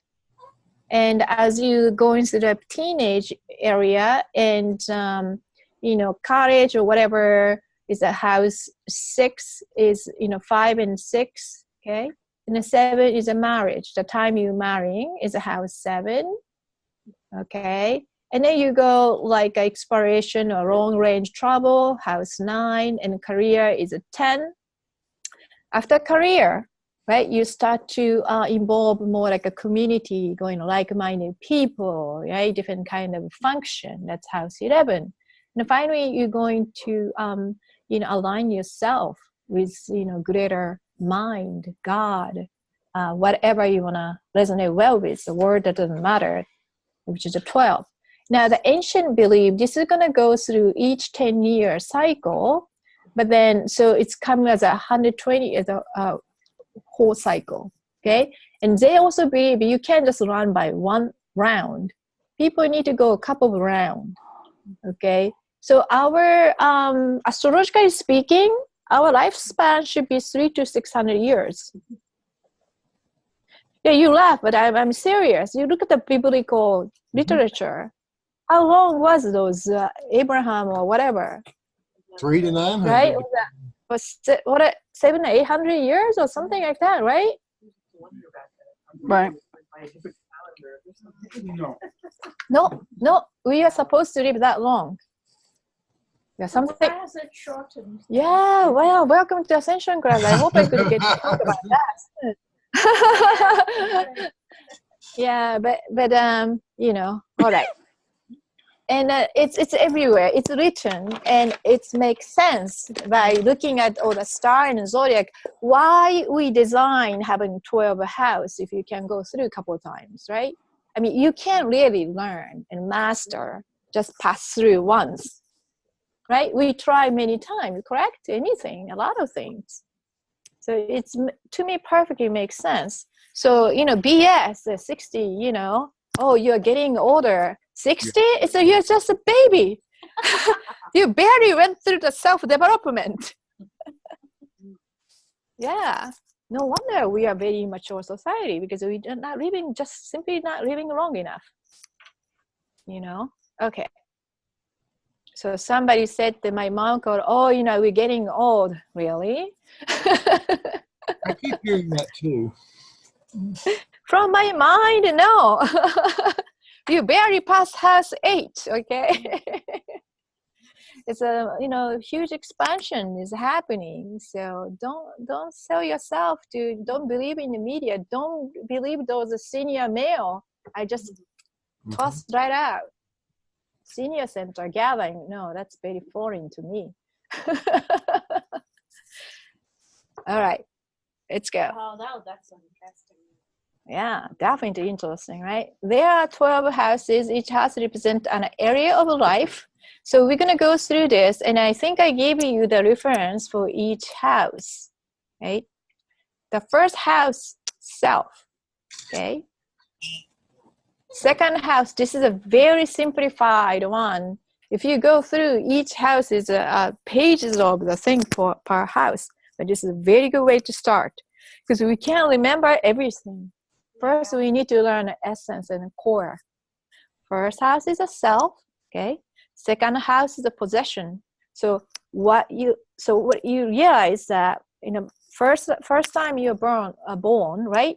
First time you're born, that's already, you know, as soon as you realize who you are as a baby, try to see yourself, but you can't see, right? But you are aware you exist. You started to be aware you exist, right? You started to see the hands and the feet, mesmerized. Wow, what is that? And soon later, I hope you realize it's yours, right? It's your hand, it's your feet. And then when you're going through, you start saying, oh, that's mine. Remember the 2nd or 3-year-old? This is mine. It's my toy. Very important. Now you understand it's a possession, a value. So please do not discourage some teachings that, no, you have to share. Do you really? It's an important development to know what is yours, okay? So do not discourage, because we have to do this again later in your life if you force the child not to go through this period of learning, right? Because they need to know, this is my pen. First, they need to understand the self. To understand the self, sometimes they identify what you have. This is it's not only mine, but it's important for me. Why? Because it represents certain aspect of who I am. So to them, this is not just a notepad. It's part of their limb, really. You know, so do not underestimate their expression. So possession is very important. When there's a sacrifice, later on in their life, they will suffer. They tend to overcorrect things or become nothing, right? Oh, I do not deserve to have anything. So they tend to dispel the money. I can't have money, right? So it's a subconscious drive. Third house is a communication. This is a time when they try to communicate ooh and ah to the sibling, right? They sometimes cause argument and a fight because of what they said to communicate, but that's the learning time. It's a short communication and a skill to convey, express yourself, so be understood. So communication is not just chatting, being understood, right? Being understood in the very close friendship or relative and a sibling. That is the third house that it represents. So pay attention to each house, which planet do you have, which or don't have, okay? It's important. Fourth house is a home or sometime representation of the one of your parents close to you, okay? Sometime mother, sometime father, depending on how you grew up. But it represents house, the home. It could be your home you grew up with, the home you're creating now, or you are in now. It's also more spiritual sense too, where is a home you feel like, right? But this home, you learn who you are, okay? Because the kind of family you grew up with identify who you are. Yes, somewhat, especially when you're growing up, right? So that's a fourth house. Fifth house is a creativity. It's a house of fun and a house of romance, house of love. It's something you love to do, okay? When you're growing up. So this is around before teen, around the teen, when you go back, when you're childhood, what do you like to do? What you really want, kind of group, day and night. That's all you think of. But it's so much fun, okay? This is something that nothing to do with making money, nothing to do with some valuable thing you're creating. No, it's about who make you feel happy and joyful. This is the house of joy, house of fun. Okay, some people say romance or sex, but if it's a sex, it have to be purely fun, nothing to do with attachment. Okay, so please make a distinction about house 7 and house 5.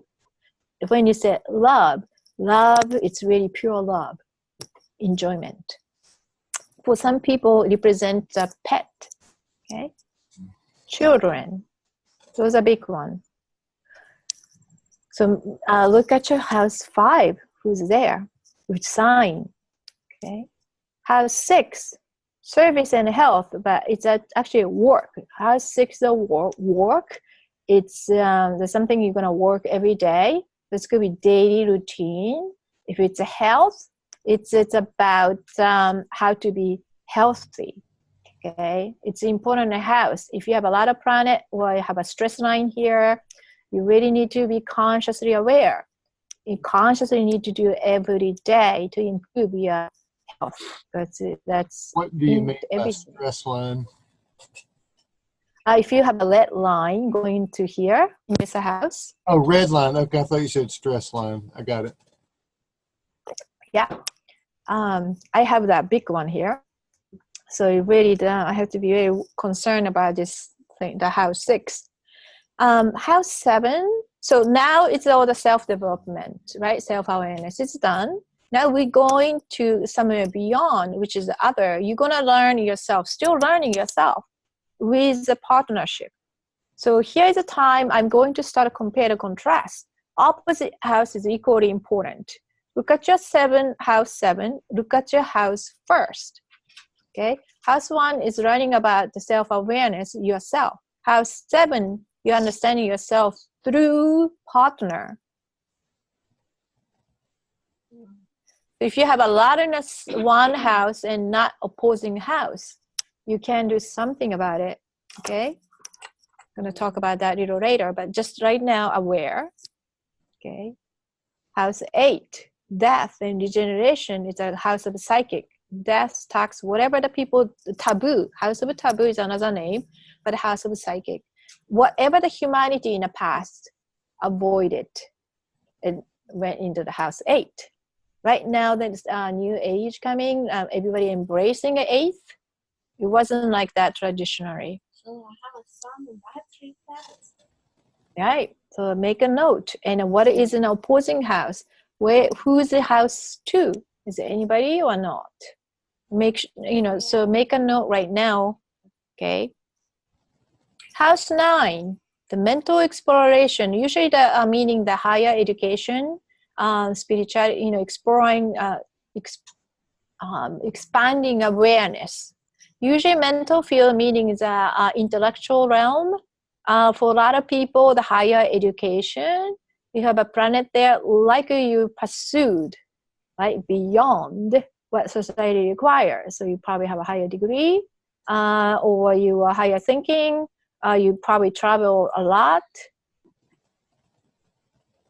House 10 is a very popular one, career.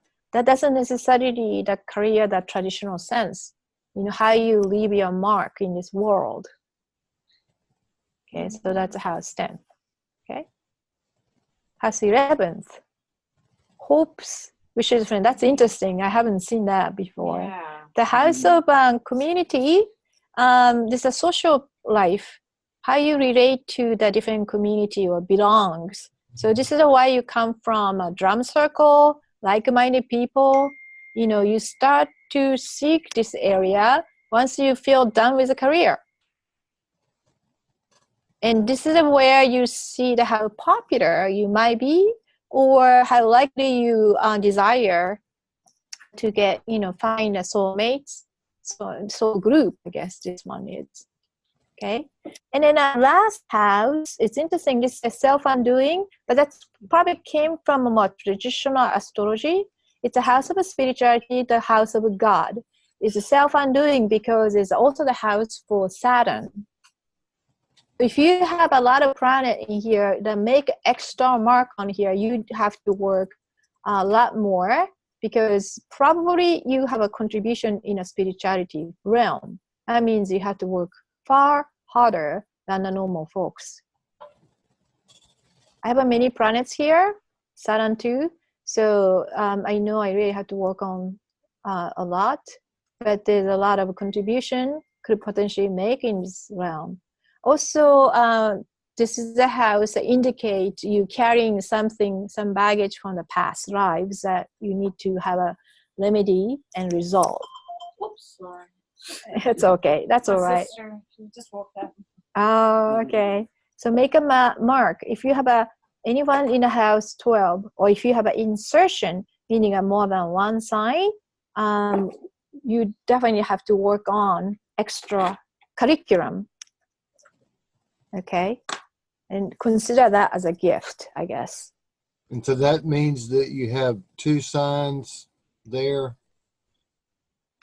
If you have insertion is a 3 signs. I show you the example using mine. So here is mine, and I have 2.5 planets here. Oh, planets. Okay, I thought you meant the zodiac signs around the outside. Yeah, so I have Aquarius, Pisces. Pisces and Aries. Okay. And usually, when you have an insertion, opposite is also insertion too.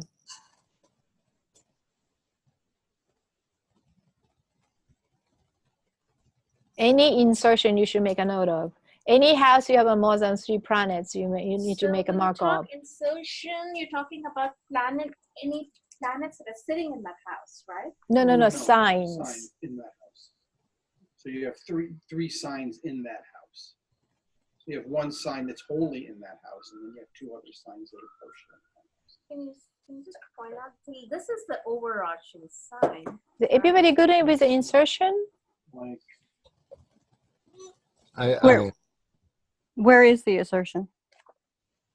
Well, some people so this don't is have it. Here, you have an insertion. Yeah, like I don't have one. You have this sign, and you have a little bit of this sign, So and you have a little bit of that sign. insertion means you have this sign is solely 3 signs in the house. Okay, so insertion is one whole sign is buried within. Yeah. Now, if you have a 1 insertion, the opposite house is also insertion, and you have the 1, 2 area of the house and then also if you have an insertion, there's a 2 houses that don't have whole sign, okay? Because that's kind of a rule, right? The one is taking over a little more, so there's always this 2 houses that got changed out, meaning they have a narrower house. That's just architectural things. Now there's another look. I've come across with this guy, and it's pretty interesting. I like this his interpretation as well. It's not so different, but there's another way to look at it. Okay, the 12 houses is from Astrology for the Soul. Now again, I don't completely agree with everything he said. There's a part of the teaching is intriguing and it's very uplifting, so I showcase it here. And I particularly like the way he described the wheel.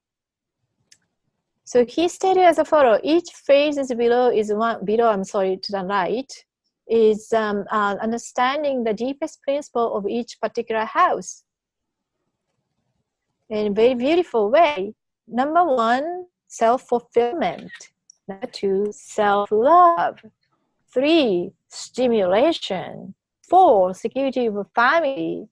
5, self-expression. I totally agree with that. 6, self-mastery. I totally agree. 7, partnership. 8, deep healing. Yes, I told you Scorpio is a deep healing sign. Those people have a Scorpio in a sun in a Scorpio, likely the past the shaman, okay, healer from a different realm. The 9, it's interesting, joy. I didn't think about that, but I guess Jupiter as a ruler possible, yeah. But the joy more in an intellectual sense. And 10, responsibility to other, that's good. This is a Capricornian thinking, right? It's a social contribution is really Capricornian does. Universal kinship is 11, I agree. And 12, spiritual surrender and compassion. So the number 12 house is very, very difficult. It's really suffer, surrender, or confinement otherwise, right? If you can accept it, if you just surrender yourself to the higher power, higher, greater mind, without a compassion, you cannot survive this house. It's a difficult house. I like this one.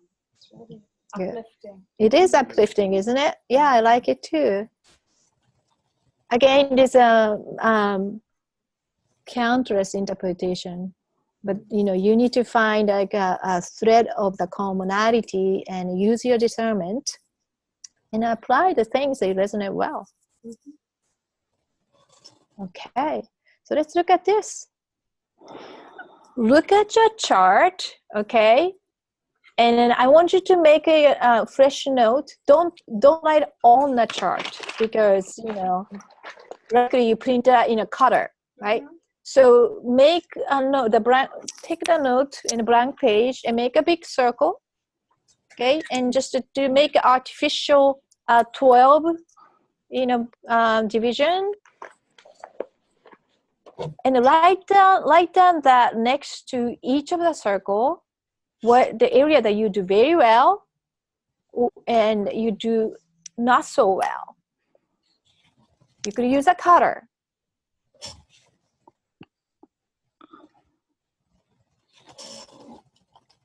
If you do so well, you could make a mini plus sign or star, and if you don't do well, it could be blank or black star, whatever the system you have.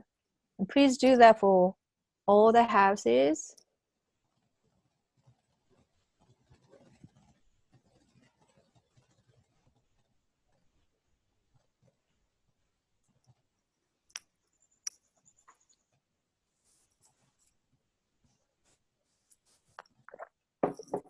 And perhaps some house you used to do well, but you kind of neglect it now, right? You could say now, before, just a little commentary or may help too. Because our attention shift, our focus shift.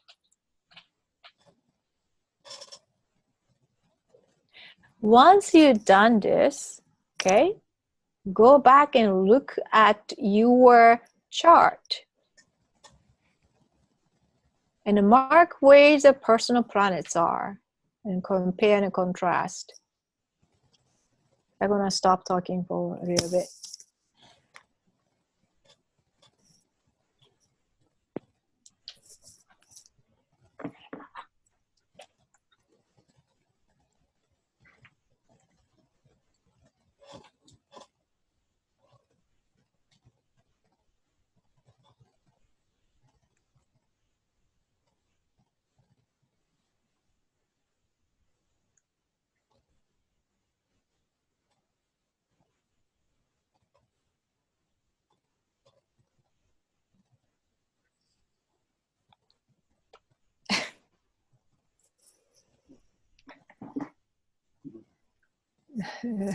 Nothing to do with the class.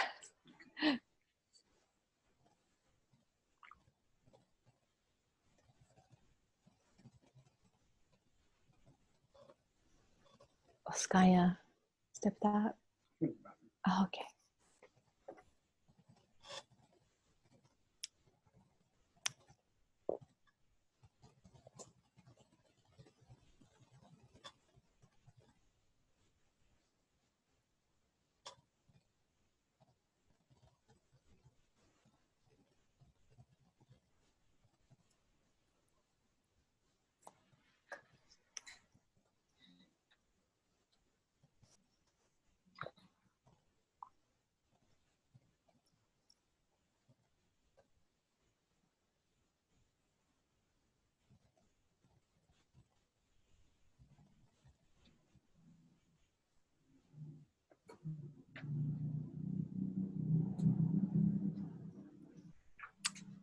How are we doing? Are we at the point where you're comparing your chart with the planets?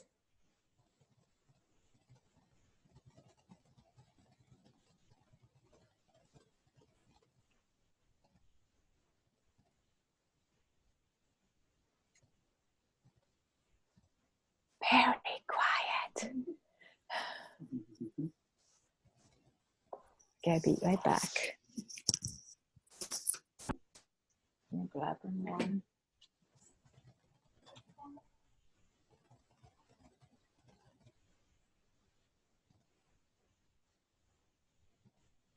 What exercise you want us to do? Do you know what is? Need help with okay.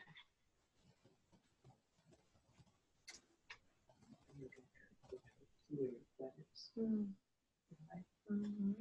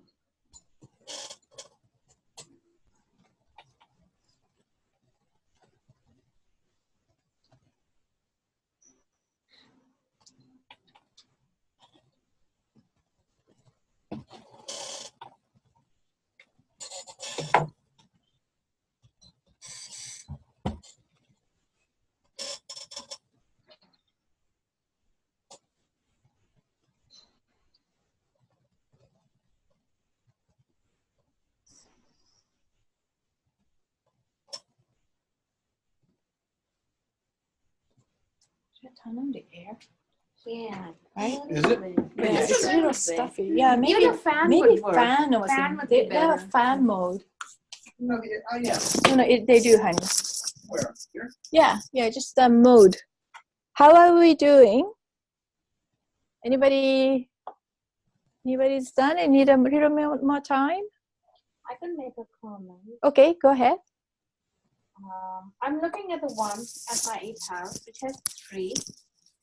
So I'm just taking a very small example. The rest of them, there are two more houses that have 2 and 2. But I'm looking at the one that has 3, which is my 8th house of death and regeneration, or deep healing.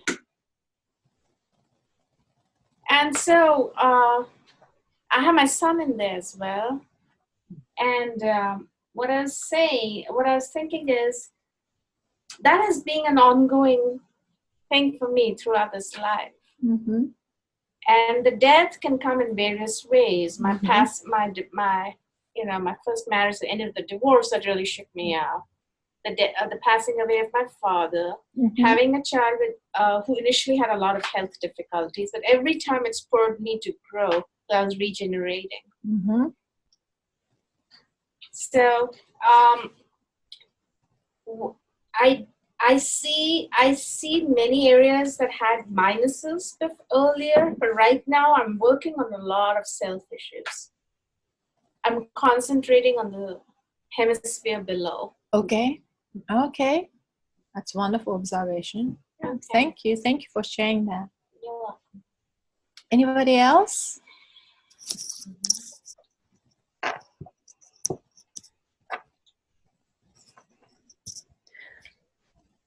I didn't come up with much on the plus side. I mean, most of it was neutral. I didn't leave it blank. I marked it orange using my green, red, and orange, green, orange, and red, but there were no greens, and it was all orange. So maybe I'm being self-critical, but then again, not. Okay, so there's not much. No pluses. Let me just try to. No, two minuses, and everything else would be blank by your method. Okay, how that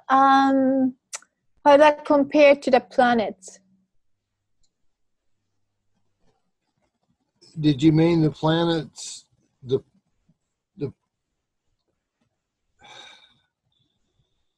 personal. So is it those personal planet or other planets are distributed throughout evenly in each house? No.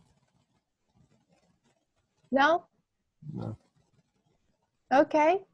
So it's just what I answered to the different houses it doesn't match anything. I mean, it doesn't fit the planets either. So I mean, it doesn't. Okay. Or I don't. Okay. Right. All right. Good. Good observation. Anybody else wish to share this moment? I noticed where I have most of my minus signs, there's more than 3 planets in Okay. those areas. Oh wow, that's interesting. So definitely make a note and understand the planets, and that will guide you very well. And sometimes we are more receptive to certain planets, right? So we need to know who we are based on that, because same events obviously don't phase a group of people at all and affect deeply to some. Yeah. So we are all different. So it's important to know that, to be aware. Any question? Is it okay to move around? Okay. I'm becoming very quiet. Either you guys are tired or I'm just confused on this point. I'm not making sense of it, but that could be me and not you. Well, certainly me, not you. So. Like I have a lot of things in Pluto that correlate with Pluto in 9. It's only Pluto in 9? Yes. Okay. So the Pluto is a critical planet. So you need to make a note which house and which sign. So sign will tell you your generational contract, and house will tell you that's your life-changing, life-transformative point. Unless like me, which is in a house 6, which is every day, that becomes a little bit of an issue, because every day is a transformative point for me. Very explosive life, but hopefully not. Hopefully you are Pluto at the house 6. The house 9, meaning that your higher education, every time you're exploring a higher intellectual realm, expanding horizon, it's going to be something very transformative happen. Sometimes come with a form of violence or a destructive force. Just truly be aware. There's nothing we can change. We just need to accept, and then how the attitude will make the life event shift in one way or the other. So Pluto, make a note, Pluto, Uranus, those two are, so we just have to learn how to deal with. Okay. Okay. Yep. We could really talk about Pluto more. It's an important planet, and some people try to deny it, but the force of nature.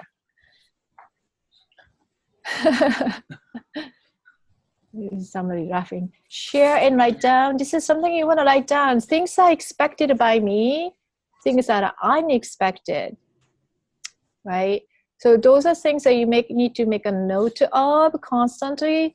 Looking at your chart and just which area kind of surprised you, which area you a little bit disagree right this moment, right? It's kind of unexpected. An area that, oh, definitely expected. Yes, that's me, right? Another self-awareness. And this is not, I'm saying that this chart is correct. It's just, it's really the tool to understand who you are. Now, you seeing other people in this class, somebody says certain thing, and all of a sudden that's resonate well with that person. You know, write that down. That means that they are helping you to learn about yourself. Or vice versa, you know, something that doesn't resonate well, I don't agree with that. That's also important. Another things that learn about yourself. So this is after inspecting a chart. You're supposed to write down things that are expected of me and are unexpected. Seems to kind of fit, right? Seems to kind of fit with your life.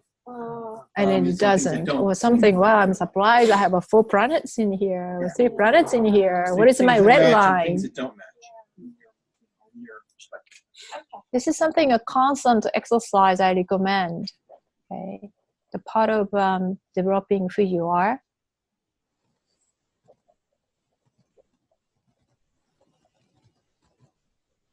Okay. Almost there, guys. Hang on. There's a little bit more about a house. Okay. It's not just a house is a number and area, but it's associated with a sign, isn't it? Okay. There's a sign and there is a so-called ruler. So we're going to forget about your personal chart for now and come back to the traditional house. Let's talk about traditional, okay? So this house system was developed based on the heaven and the relationship of heaven to earth. And it's always, I told you, right? Start with Aries, and then sun is set by Libra. Aries is always get number 1, and end with Pisces. So this is alignment. Now normally, if nothing happened, this is a normal house residence. Aries seated in house 1 and goes through the zodiac. Only person who has alignment is Aries as a rising sign, which is me. Me too. I have, yeah, but you don't know the birth time. I know, this one I'm pretty sure. Okay. Well, until you get the birth time, I can't read your chart. I'm pretty sure. I'm not going to trust in you. That's right. Well, my chart is also very flexible. I don't know what. So again, unless your rising sign is in Aries, your house and number won't match to this. Nevertheless, it still follow. Okay, you need to understand this to read you, because always as you advance your reading, you must know. So who is my house? Let's say your house is a Cancer. House 1 is a Cancer. You must ask a question. What traditional house is Aries? And Mars is a ruler of Aries. Where is my Mars? That's how you decode later on.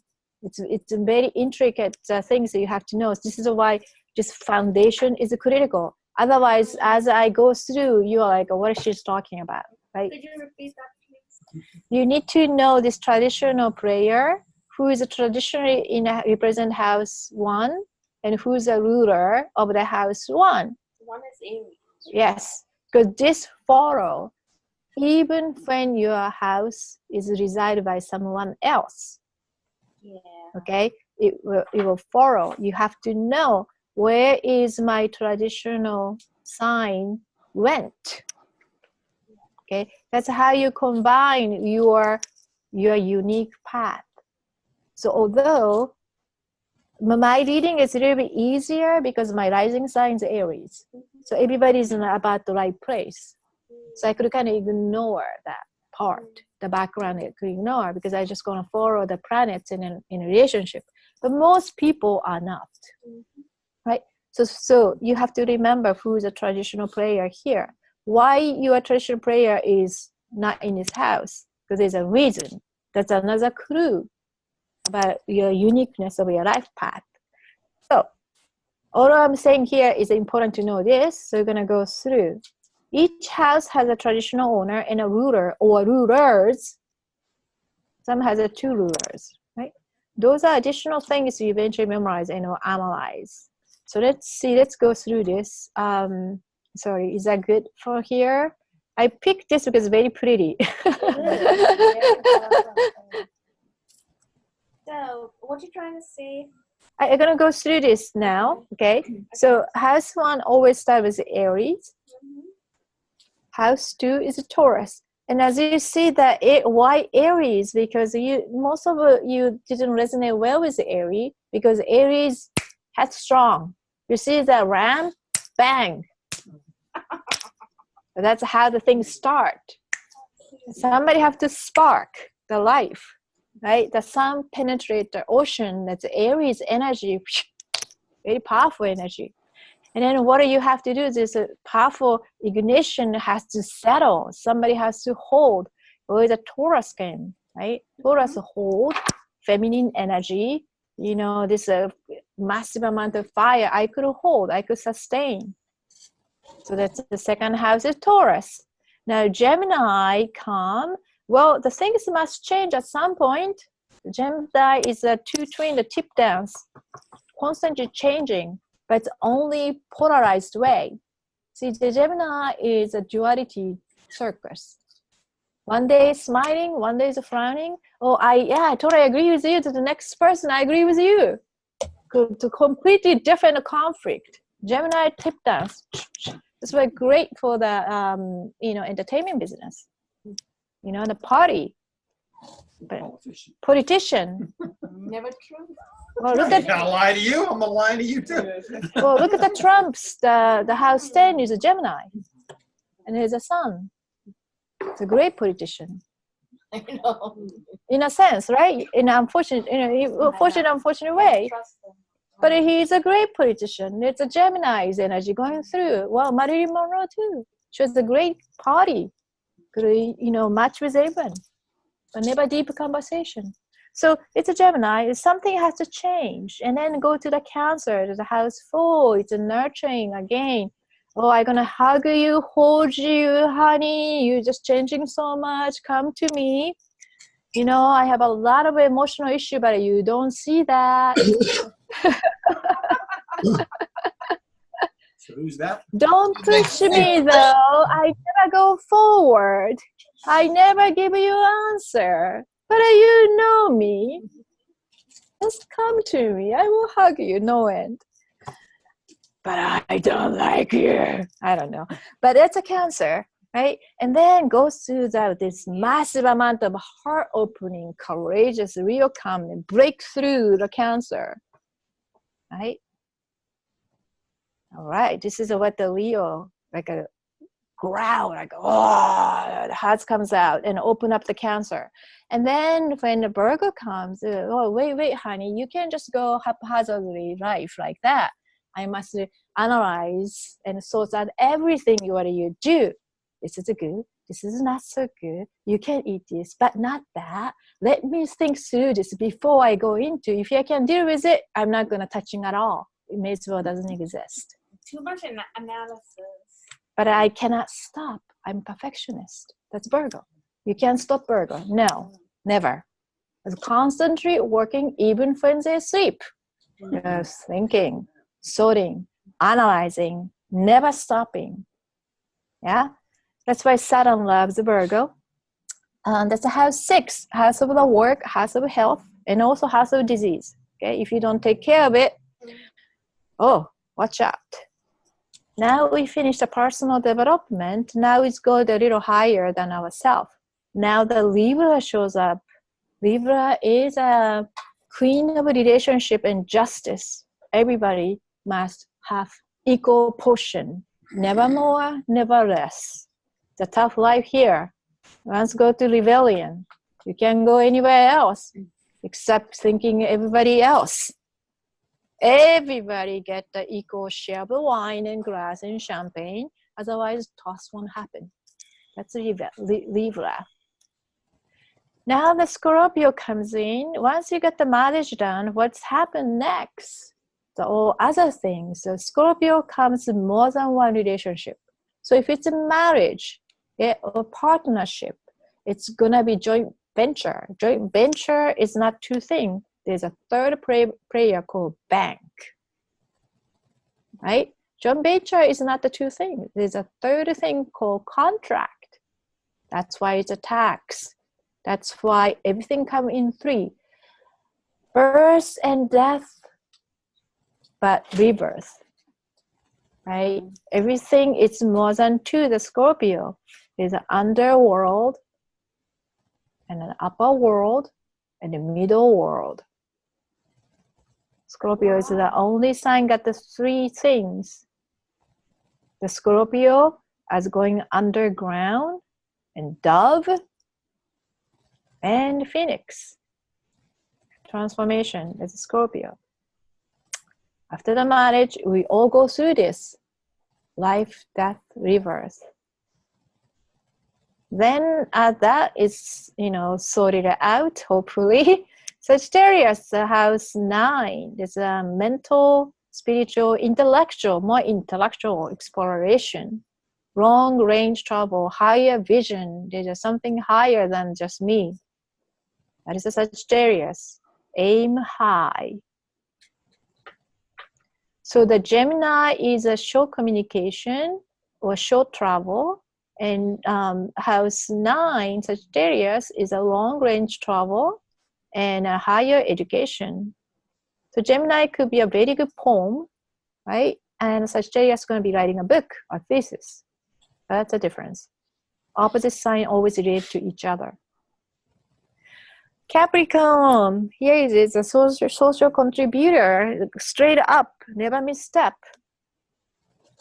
If you have a good home, you may have a good career. So that's why it's the opposite sign. It's true.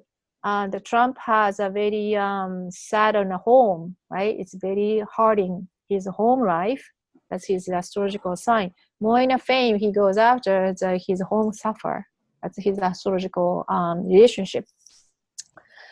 So I could tell how his home life without reading anything. Just look at the astrology, right? If he doesn't change. After the career, in Aquarius again, this is a depicted correct way. The man pouring the water below, right? It's a growing for social contribution to your community, right? It's also depicted as a person's social life. But Aquarius in nature is up in the air, very intellectual realm. So this is a time people want to do something like a volunteer work, right? Thinking about, there's something good for the earth, right?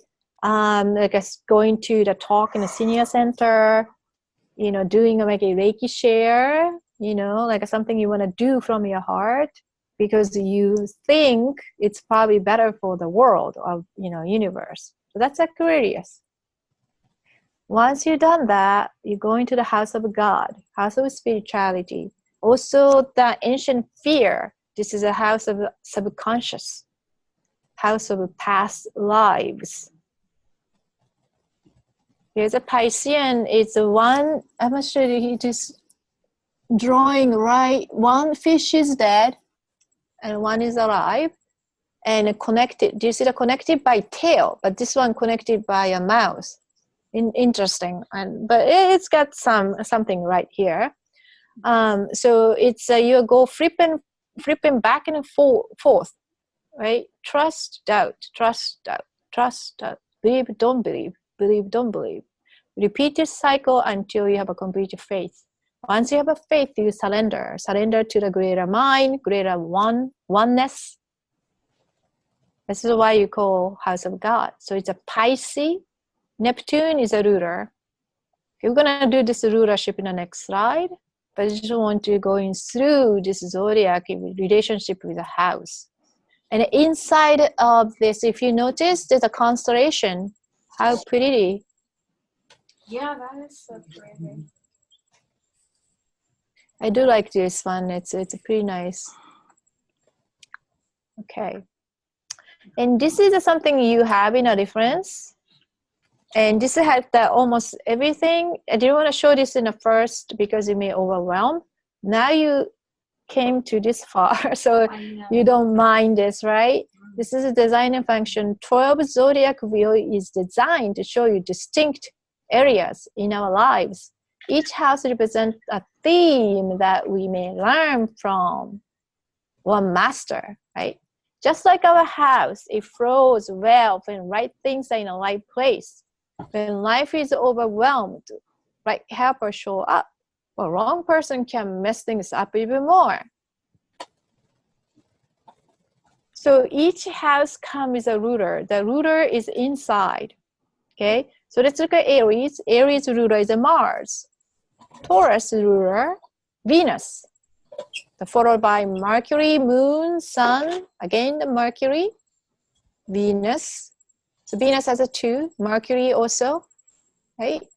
And Scorpio got 2 rulers, Pluto and Mars. No wonder is that people fearful of Scorpio. Look at the rulers. Pluto, Sagittarius, Jupiter, Saturn. Well, I have Mars and Scorpio. Saturn has a 2, right? Saturn is the ruler of Capricorn and Aquarius. And Aquarius got the 2 ruler. So that's Pisces, Uranus, right? Uranus and Saturn. And the Pisces got also 2 ruler, Neptune and Jupiter. So in this one, they said there's a house, right? They're pointing out how do you look at the house and the house ruler, sign archetype, right? Those depicted everything in one place. Yeah. So this is a kind of a cheat sheet. Now you know. If you come across this one first, it may be too much. But now we went through the one by one. You may appreciate this, this table. All right. The Santo has his own things going on. We went through this in a health astrology class, so I won't go over.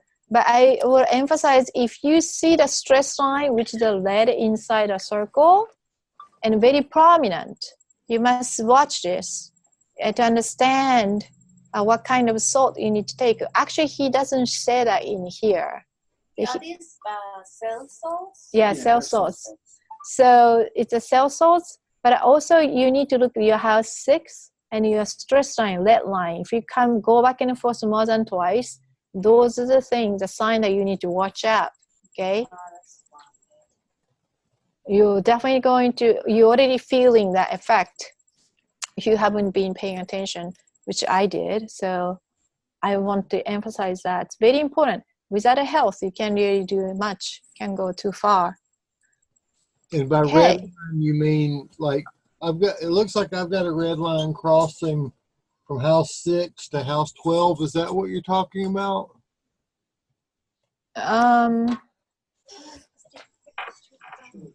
Oh yes, I have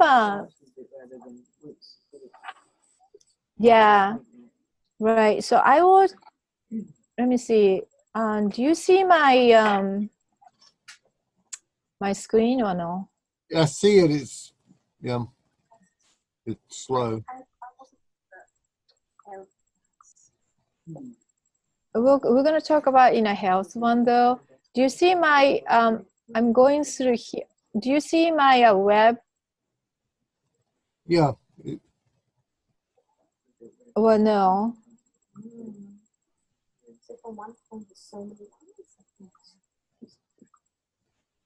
Wonder I could let me stop share. Where is it? This one? Free chart. I hope this is the right one I'm sharing. Yeah. Okay, do you see my chart here? Uh-huh. Okay, so this is the stereotypical. It's really not good in a health wise. Do you see my like 3 lines back and forth here? Yeah. Okay, and do you see house 6 is the house of health? I got a lot bad things coming in here, and look, those are maleficent planets. For some, just Mars, Uranus, and Pluto. Those I told you the Uranus and Pluto you can't control. And Mars is god of war, right? All those brutal planet is combined. So this is a one personality, it's all conjunct. This is a force that you can't really do much of. And then, so I'm like a queen of service to others. So this is also, but also the stress line here. So I really need to take care of my health in a daily basis. Otherwise I will drive myself, to really illness. So what is affecting in the Pisces is each sign has a part of the body that they master, they manage. The Pisces is a nerve system. Virgo is a guts and the belly digestion, but also immune system, the lymphatic system. So this means that I will take everything, I'm very sensitive, I will take everything in a nerve and then go right to the stomach, the guts. So that means I will probably suffer with a digestion issue when I'm stressed, and then my immune system is going to go down. And it will eventually going to manifest the various illness because your immune system, you're exposed to whatever. So I have to understand it. So one thing I had to do is how I could calm myself. That's one way. And then how I could be more on top of my digestion and immune system. So this is a huge, not many people has this unfortunate combination. This stress line could be somewhere else. It could be a little bit different. But my case, right, come into the health line. And those 3 forceful planets combined. But this is something that almost become a fate if I don't constantly do in a daily life. And so I have to really extremely careful. So you may have, other people may have something similar too. Yeah, you all have something or the other. And is the body system affected dependent on the zodiac sign in that area? Could you say that again? Is the body system affected, determined by the sign in that area? Body system. You were mentioning which body system, like immune or stomach. How is that? How are you determining that? Is that by the zodiac where the stress line appears? Okay. What is so that each sign has is responsible for the different organ and system of the body, sometimes tissue, and that doesn't mean that you're affected by. If you happen to have a stress area, right? And some people don't have it. Some people just have a one line and, in a good placement that doesn't require attention on the health. Yeah, you're okay. But I'm just showing the extreme case. It happened to be myself. So, one that's just line is not necessarily a stress line. It's not as big a problem. No, not necessarily. But if you went to the health, then you want to pay attention. So I can't just say one component out of it. I need to take a look at it. But the key area is that you are house 6, okay, right. And then the multiple stress line. That's the 2 area first you want to look at it. I think I lost it something here. Just share back the slide. Okay, where did it go? Why I don't see that? Let me go back. Share. There you go.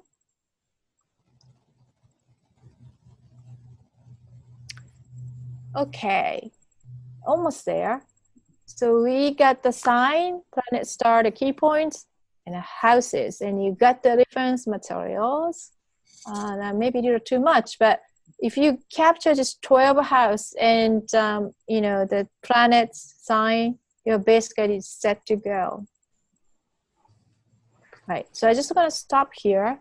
Let's check 1 o'clock. That's very good. This is far faster than I thought.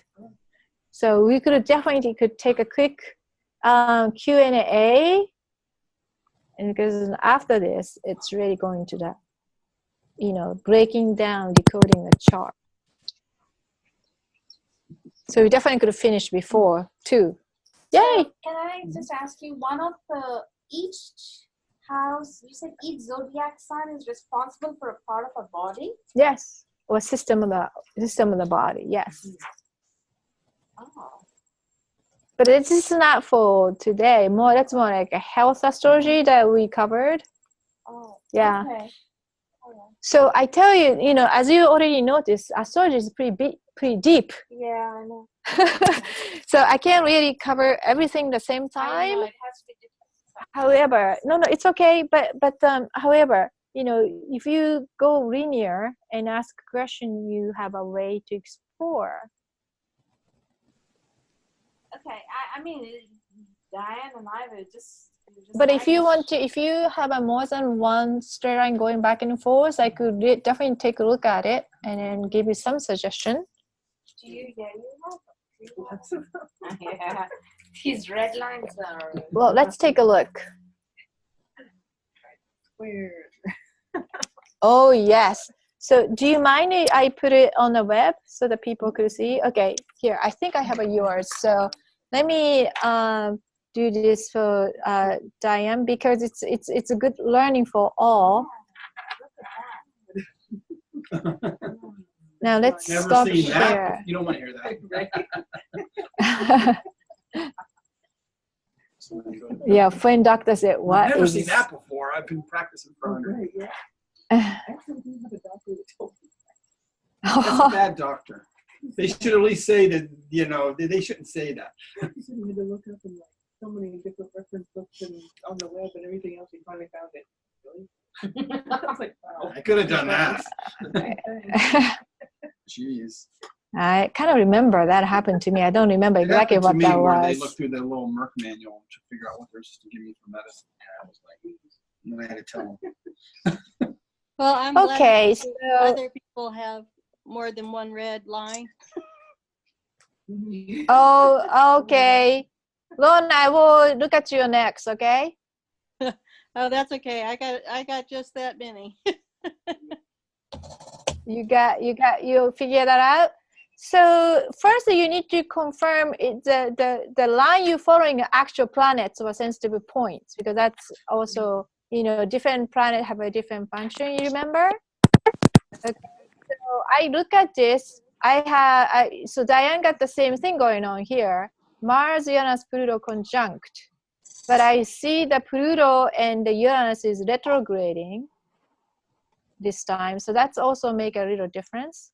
And the opposing party is Saturn and Chiron. Chiron is not the personal planet, but it's important because the heater, right? Wind heater. So they are definitely implication of your health.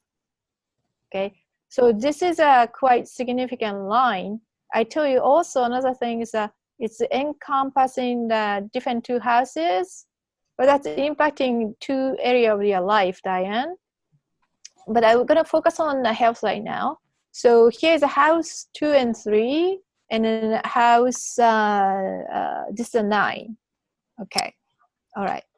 So just strictly going after the sign, not the area of the house, because remember, when you have a health issue, it's not just a physical issue.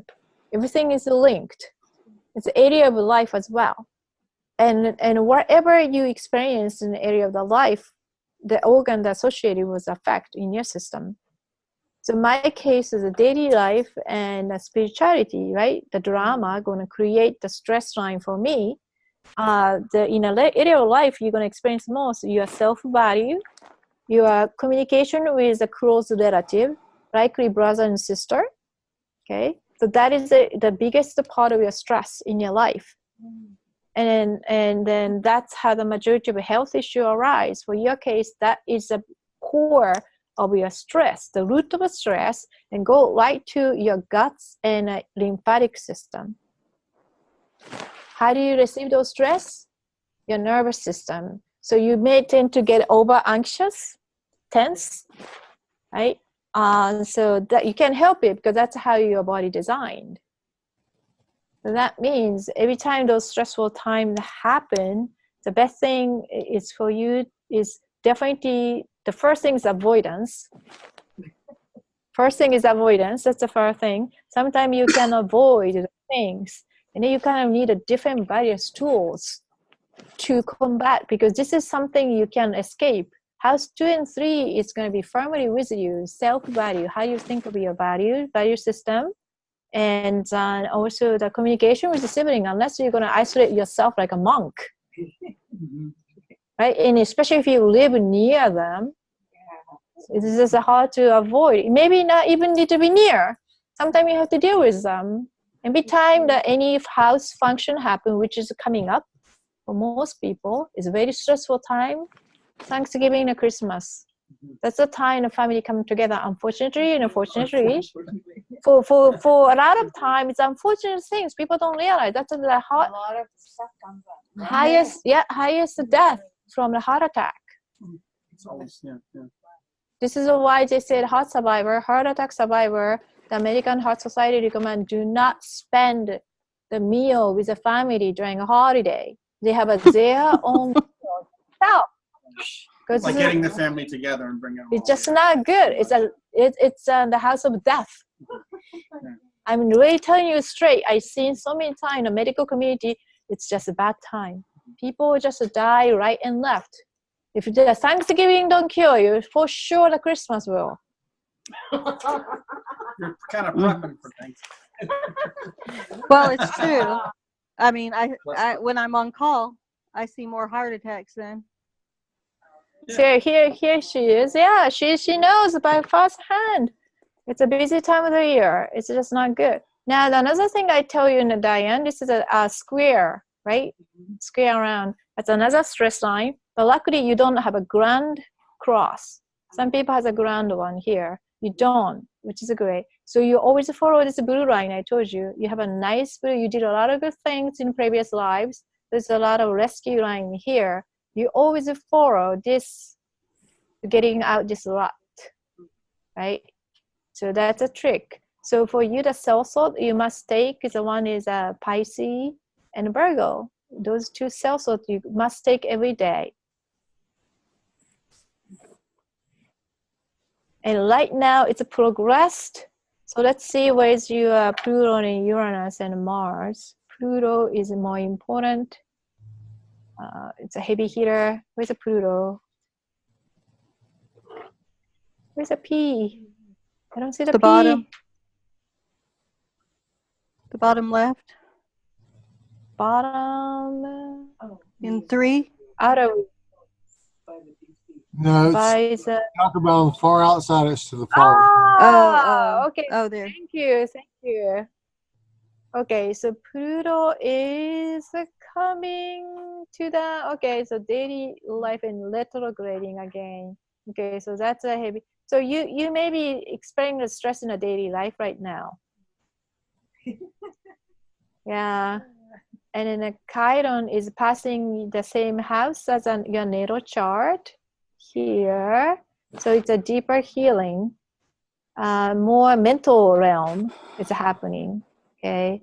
So you feel like you progress. It's a retrograding Chiron. You feel like you went backward, but you actually, that's how you feel.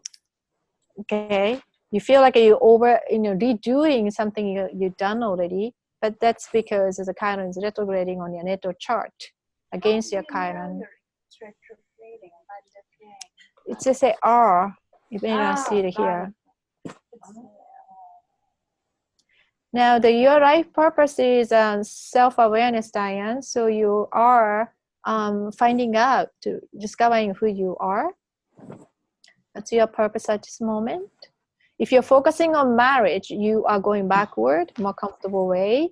So you need to refocus on yourself, not the partner, but you. Every time you think of partner, no, it's me. It's me. It's all about me. He's there to understand who I am. So that's how you're trying to, collect. I should say collect. That's what your chart is requiring, just momentous time. All right.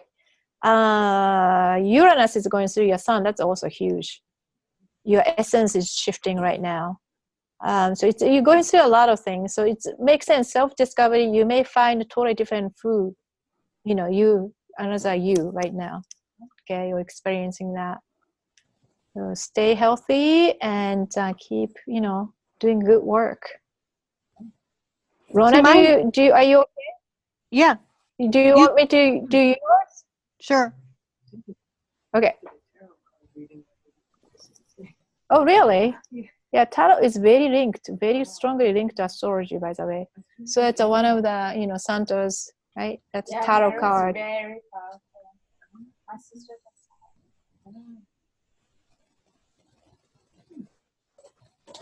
I said that you'll make more money she's than by being a doctor. Okay, is this correct, Rona? Is it you? Yep, that's me. It's going to be all Sagittarius here. Okay, here you go. You are triple. So this is a great teaching material. Thank you for Rona.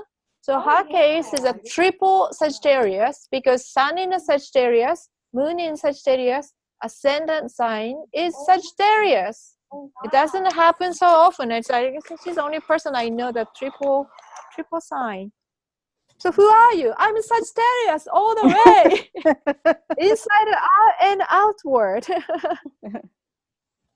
So yeah, if you want to understand Sagittarius, look at Rona, a Sagittarius person. Thank you for being here. Now, Sagittarius person is suffering right now, yeah, because she also has this here. This is pretty strong, right? So you get the Scorpio down 2. So again, Pisces is a nerve. Yeah, nervous. The Piscean is a problem. So let's take a look. What is a Scorpio? Scorpio is a sexual organ. And also the woman, it's going to go around the uterus, ovary area. And the nerve right here, again, the nerve system. So this is a 2 weak point. So you will, again, you need to take both Scorpio salts, Pisces salts. Okay, in addition to the 3 naturally lacking salts, but those are very important. And your rescue line is right here. This is a blue line. You follow this blue line. Let's see, those are all powerful planets. Saturn, yes, Venus. Saturn, Venus, Mercury, those are all powerful personal planets. And connected to, oh my God, Uranus, Jupiter, so that's a heavy hitter. Remember, Uranus is an ultimate awakening planet. Jupiter is expansion. That's very powerful planet, is pulling you away from this drama. So use it. It's in a house 8, house of psychic. All right. Mikiko, how would you know amongst all the blue lines, which is the best blue line for a backup? So this is the stress line, yeah? Yes. See? And where's the blue line pulling you away? This one. Okay.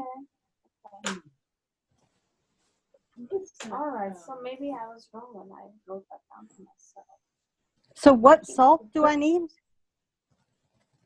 What? I'm sorry? Would you say I need salt? Oh, salt. Yeah. Were you there in astrology, health astrology?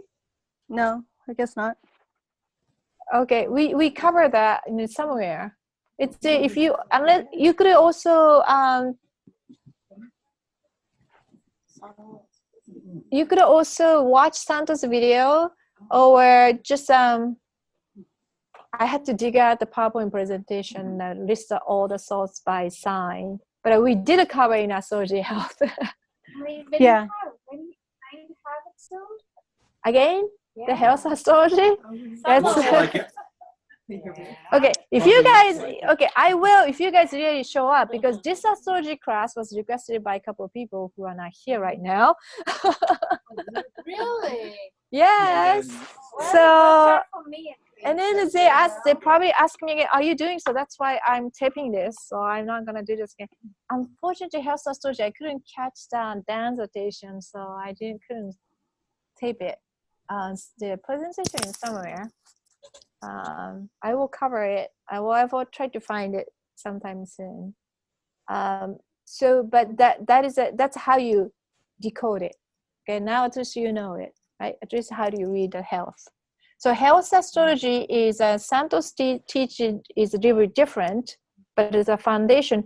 You are born only 9 thoughts well developed, but not 3 thoughts, because our term is 9 months. 3 months we are out. And that means we haven't been blessed by all 12 heavenly stars in a womb, because in a womb we are still connected to heaven, right? So Right. each zodiac, each heavenly star is the manager of a part of the body and the system, which represent the simple salts. Salts doesn't mean just a table of salts. Salts means all the mineral, right? So each body, our composition of the body is composed of 12 different salts. It was found scientifically, but those people in the morgue analyzed all the ash and crushed the bones and all the tissue left after people expire. And we are composed of 12 simple salts, basically, of everything is made of. And based on outside of your organic matter. And they realize if you have this enough salts, you keep healthy. Why some people are less healthy? Because some of the salts is hard to get from the food source. And now our food is so modified, it's even more prominent that we are lacking the salts our body needs. So if you are born, let's say I was born Scorpio, or her case Sagittarius, the next 3 signs, you are outside of the womb, which is by default. Every one of us lack at least 3 salts. Some are more than 3 salts, depending on when the birthday. So you have to take these 3 salts, the one outside of the one inside of the womb. But in addition, I will stress, if your house 6 have a beneficent planets or stress line, you have to take that salt in addition. And in our case is a Scorpio and a Pisces, corresponding cell salts you must take. So I'm sorry, I'm a little confused. That's So okay. when you're looking at the health house, which is number 6, Correct. right? And in this case, it's empty. Correct. So you said they have to look at Pisces Because I'm this is following where this. They come. This is where the lines are. Because of the stress line here. And they originate from Scorpio. Okay.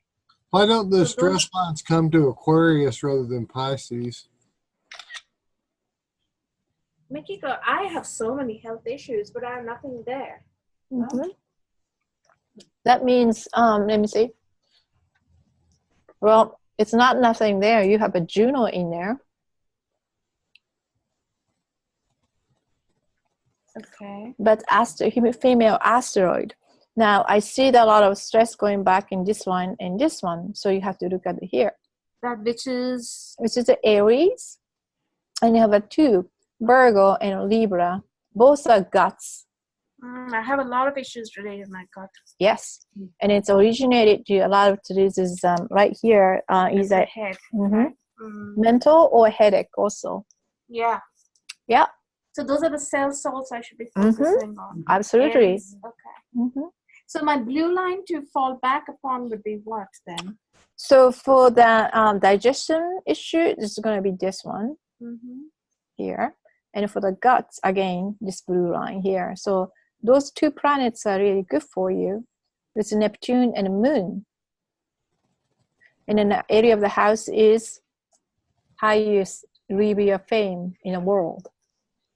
So more you, so now your Neptune, natal Neptune is overlapped with the Neptune now transiting. So you're probably thinking about your career, your social contribution. Yeah. That is a time. And Neptune is what you dream. You have a dream, probably as you're small.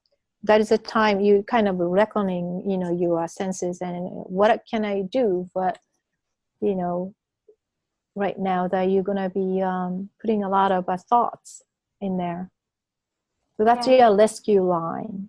You could pour yourself out by thinking something that, you know, social contribution in a concrete way, very practical way. Okay.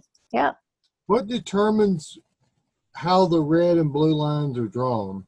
Because I can't make any sense of that. Say again? How do the red and the blue lines get there? So that's a teaching of aspect that we don't cover, but in belief, in a nature, or just like in a typically in any situation, there's a direction of the energy that's stressful and easier. Okay, so just like a person, if you're pulled in the opposite direction, do you feel comfortable? Do you feel comfortable if there's somebody pulling? No, right? If you're stretched out 180 degrees apart, that's the most stressful time. But you can't go anywhere. And you can't stay still either because you feel like you're going to split. So that's a huge stress line. So 180 degrees in nature is the opposition, and then one of the least comfortable. Right. But how do these lines get there? I think that's what Jill is saying. That's why this is an opposition. That's why the red line. How does it make a determination where because they're going between different planets or different parts? How do those lines get there to begin with? That's what Jill is saying. Because between a planet, because there's a planet. If there's no planet, there's a planet is energy, correct? I told you there's like a person. You have to think the planet as a person.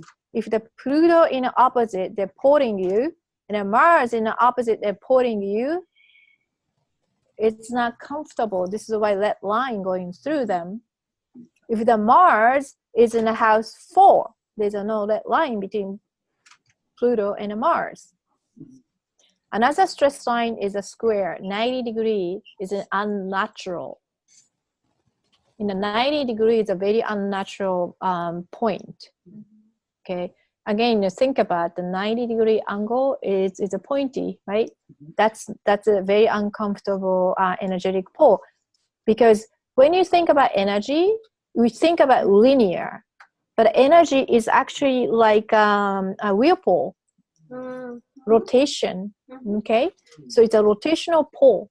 So if it's a rotational pole in an opposite 90 degree, it's a very unnatural angle. It won't flow. However, the 60 degree which is a triangle, it make a harmony. So when you're energetic whirlpool in a 3-point, like a harmonious angle, the 3-point meaning that inside you actually turn in the same direction. So 3 energy, when they move as a whole, it will smoothly run and make a huge whirlpool. So energetically, they harmoniously work together. Even though 3 different people are looks like in a different place, they all work together in a harmonious way. However, but if it's the opposite or 90 degree, they tend to pull. Each time they rotate, if you are pulling opposite way, or this way and that way, you can't move. So this is why it's a harder aspect, hard to work with. If you can move, it's a hard aspect. If you could move, it's easy. So life is a movement. If you're stuck, you feel not very well, confinement or compaction. But if you keep moving, even though it's not favorable, but if the life is moving, you generally tolerate. So that is all about the energy. So I hope I'm answering the right way.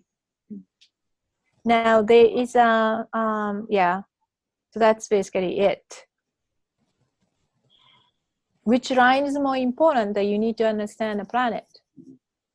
Some line is more important than others. So that's why I said which planet is causing this red line? Is it personal planet, or it's other planet, or just sensitive point, or asteroids? Right now, ignore asteroids. Something you don't understand the sign. Focus on the personal planet. Lona's case is the all personal planet is causing the stress line, right? Sun, Mercury, Venus, and Saturn, those are very strong personal planet. It's all the red line going to back to the Mars. That's another personal planet. Yeah. Right? So that's you need to take a look closer.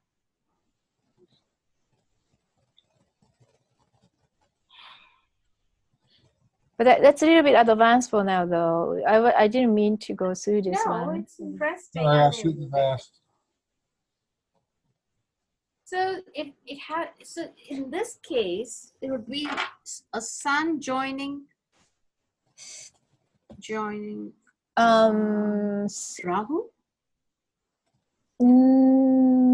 Yes, they have a line. Yeah, opposite sign to Rahu. Yes. Mm-hmm. So your essence your core essence will say no to your soul purpose. Sometimes you feel that. Okay. That's good you could see that. Now, once you understand natal chart, we could go to the transition and progression, which is the outer side, right? Because it's move. Your life moves. But your natal chart will stay the same and have the same energetic presence throughout your life. That's why it's important to know that foundation first, because it could pull you all sorts of direction otherwise. So how do you define transition? No, that's too much. I won't go that right now. Yeah, because we didn't even go through all the foundation. It's going to be too much. Because we haven't go through the that should be interesting. So we're gonna I don't know, we have 30 minutes. Do you mind go through the foundation of the chart a little bit, and then we're gonna end? I'm gonna go do something else. Okay. Cook some food for Tona for later. All right, thank you. Maybe for Nicholas too. Maybe Shumai. Okay, so we're gonna end with a personality, okay? And it's a very good one. This is something I want you to think through it and maybe meditate on. And then we're gonna be done with this personality decoding. Foundations of the personality. Personality is a person's reality, truly. It's your reality. I told you that your character drive eventually to the destiny, right? Again, but the character is based on it's a personality, person's reality. And your feelings and emotions are momentary things.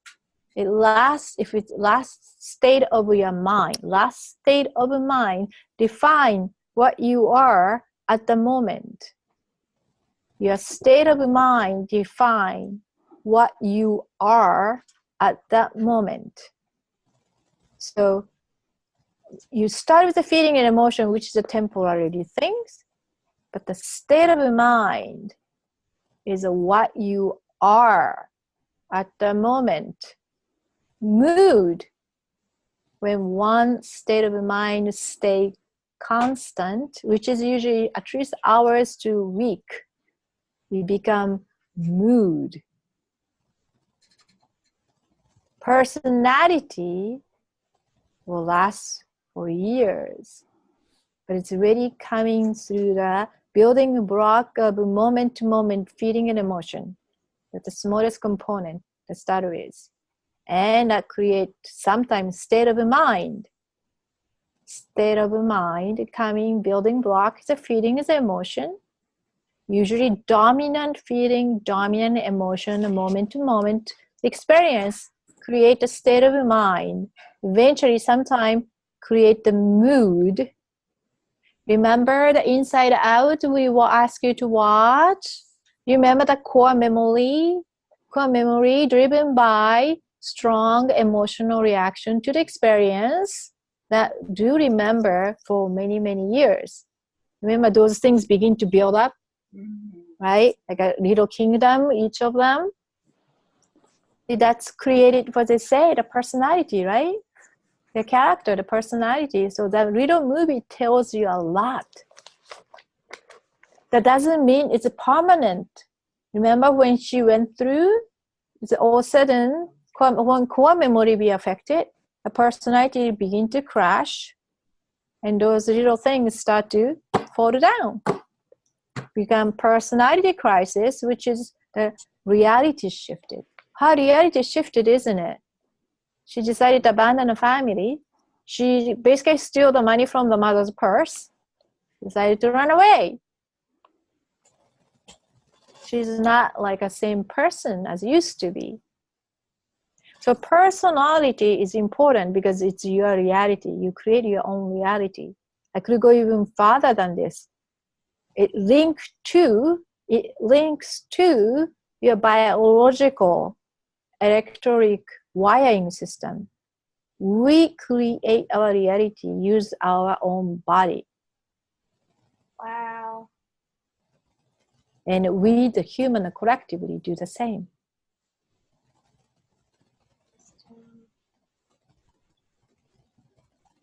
Everything is linked. It's not, this is imaginary things you're learning right now. You think, oh, okay, I buy that now, but not really. You know, sun happened to be here. Well, okay, I'm gonna buy that for now, but I'm not really believing in that. But more and more you're going through, you will understand how scary this is, how much it's linked. Your DNA, your body is creating this reality. And we are oftentimes doing collectively. So you will, when you shift, your body will actually shift. The biological body will shift and change.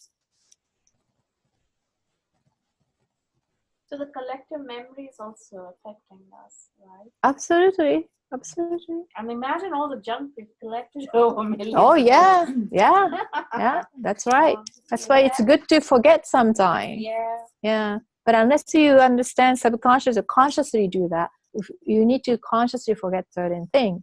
We need to consciously remind something pouring out. Until we get there, we won't be able to shift totally our personality because, as you say, it's all connected. We all have to do our own work. So life experience is signified by personality, the reality you create. Life experience is signified by personality, the reality you create. So let's look through what kind of personality we pick before we come down here, because it's in your chart. Let's take a look. Okay. How is your reality created? How is your reality created? How you react to things, people around you? More feeling, more emotion you trigger to that things, people area of your life. More colors and vibration you add to your life experience in a particular area. This is why I ask you which sign you respond, react, which one trigger you, which life experience on the wheel you have a more plus or minus. Why not? The law of cause and effect, whatever you are sending will return to you. More feeling, emotion you trigger to that things, people, area of your life, more colors and vibration you add to your life experience. So think about your family, mother, father, and think about your spouse and children. Okay, think about the people you interact. Things that, or people that you see in a television, or for example, who trigger you lately, right? I've been doing that. I see who triggers me. What kind of emotion and what part of my thinking does it affect? Are they, like, is it a comment about my body or about my worthiness? Yeah, so that's very good. So now you divide it into area of life, right? Yeah, so now I just start to want- pay yeah. attention, but not just, emotion, yes, and which area of my life has been affected the most. And who, it's not really the name, it's just a name will change, a face will change, but how you feel and experience will stay. So focus on how you feel, not so much about who. The naming it, that's all caught up with the drama. No, it's to take off the name. Okay, which aspect of that personality impacting me, and in which way, and which area of life? And also that notice the part of the body. Yes. That's very good. So you observe, you learn. That's something. It's not fun, by the way. I tell you, it really sucks. But with my gut issue and the back issue, the blood sugar issue, and thyroid and cholesterol, so I had to start becoming aware of what's going on. What I was doing to myself. Absolutely. It shows up on our body. So body can't lie, and this is one of the last expression. So attacking body is actually one thing. This is appreciating a body. Thank you for showing this to me. And you're going to go back. Right? This is a learning tool, right? Okay. So astrology is the definition of a personality. Personality is a person's reality. So let's see, how do you read from your chart? Okay. Core personality plus reality one's developed through the life experience. And one is born with it plus co-creating qualities through this life. This is reality. So there's only few things made up of your personality. That's good things. It's easy. Okay, let's do this. Core outer personality. Yeah. Location of the sun was at birth. Make a note. Your sun, which sign, you all know that sign. Where is the house? Write it down, house number, and a sign of your house. Look at your circle and a dot. Write it down, house number, and a sign.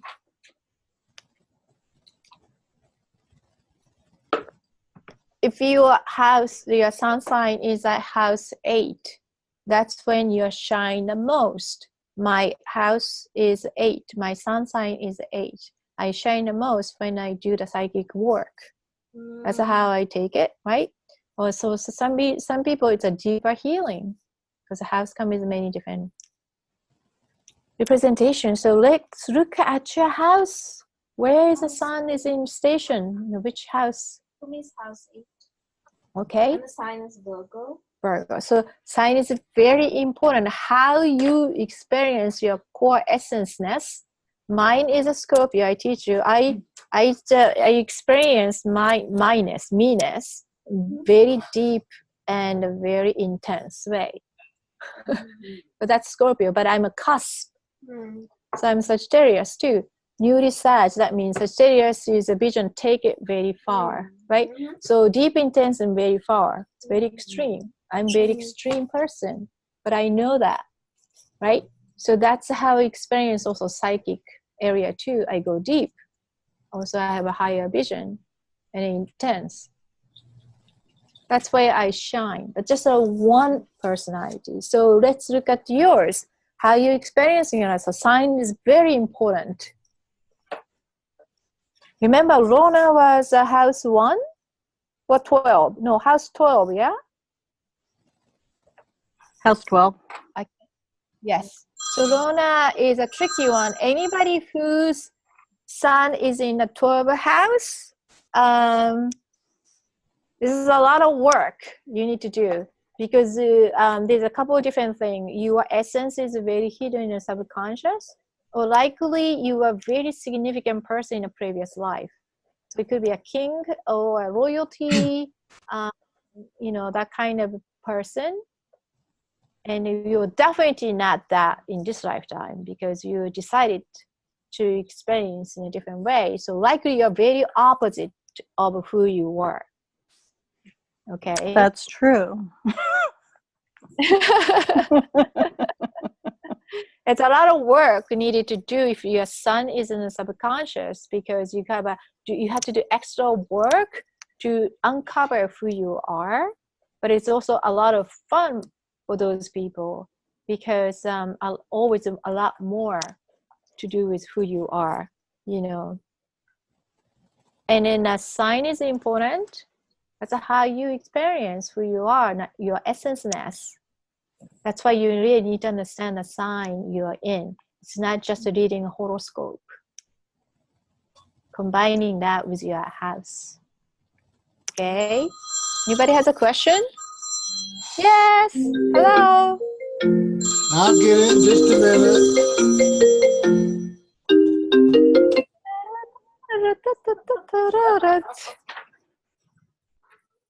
How much time do we have? Taurus and Aries, but I'm like, it's like Aries. Your sun is in, let me see. It depends on the degree too. So you have to follow the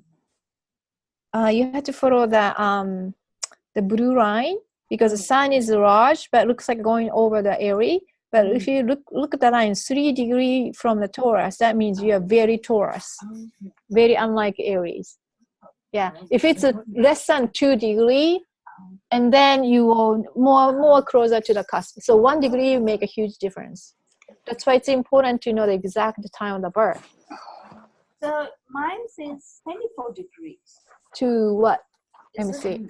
Is that what it is? Yeah, so you're 24 degrees, so you're not so Virgo, which is we're going to talk about that, but you're still Virgo, but you're likely you have a different personality of a Virgo. Yeah, it's hard to say. It's so what am I then? Then am I a little more Libra? No. You could say still Virgo, but your sun sign is you experience you-ness in a Virgonian way. That means you're going to be constantly analyzing. That's how you understand who you are. You are analyzer. So when you say judging, but that's more like analyzing, assessing. So if you change the word, it will make yourself feel more freedom. Yeah. To learn about yourself. I want to be more spontaneous, not analyzing. But that's your essence. That's your strength. I have to look for You that will. energy. Well, the thing is, how you going to spontaneous in a Virgonian way? You'll be analyzing how to be spontaneous. Yeah. You can't really. It's very difficult to find yourself. Yeah. So yeah, be spontaneous, but you're gonna be analyzing how to be spontaneous all the time. Because I have, for me, it's too much analysis has created paralysis. I just comes to a point that I'm not able to act, but I'm always analyzing. Yeah. Well, it's your essence. Your essence is, you could fight it, but you may suffer. Yeah. Mm-hmm. Oh, okay. So what is this? The house, mechanic, order, and a characteristic. Okay. Do I go into the right way? I don't think so. Okay. It's a sign house. Core outer personality is it's a sun. Let me just go through this. House. Okay, here. I think I have to skip a couple of them. I'm sorry. Location on the sun and moon. Write it down next to the sun. Who I am. So don't write it on the chart. Who I am, and put the house, the sign, and the house number. And next to the moon, find your moon. Write it down. The sign. Write it down. The sign. What I need and how I feel. And write it down, the house number and a sign. Sun and the moon and ascendant. Those three are the foundation of a core personality. So look at the moon, write it down, the sign and the house.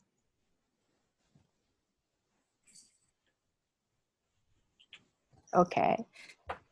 Now we're going to the ascendant sign and the chart ruler, which is the next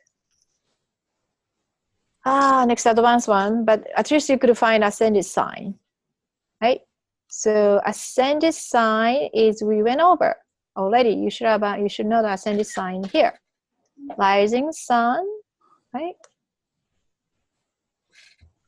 You have now at least 3 signs. For Lona's case, is 1 sign, and a house or houses that build your core personality, which is your personal reality. So house is the area that you tend to focus on and dwell on. So mark your house, which houses are sun and the moon. Ascendant is always the first house, but which sign is in ascendant?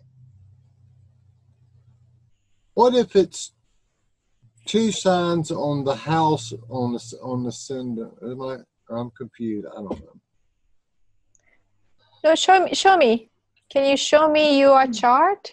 Yeah, it's on Messenger, but yeah. Oh, okay. Hold on. I should have then. Yeah, just go to Messenger. It'll be easier because I've got it in paper. Yeah. Okay. Hold on. Sorry, I had to leave a minute to go see my mom. She was outside my house. Oh, she's in the house now? You gotta go? She left briefly. She had to stop by for a second. And she was calling me, and I tried to ignore the call, and she called again. Oh, hey, if you have to go, you gotta go. No, I'm good. I took care of it. I'm good. No problem at all. I don't just see. think I know. Okay, I remember I seen your chart, but now I see only the bear picture. Is it in a? I can send it again. Here, let me just send it again. Yeah. Which one are you sending? My phone or Messenger? I'm just sending it to Messenger. I can do that fastest, unless you'd rather me do it. No. Do whatever. So I remember I seen it. Now I don't.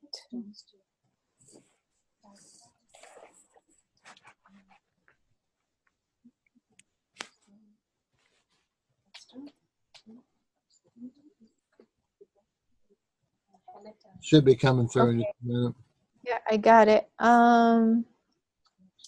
Your ascendant is a Taurus. Right, yeah. But isn't... In other words, I was right. I was confused.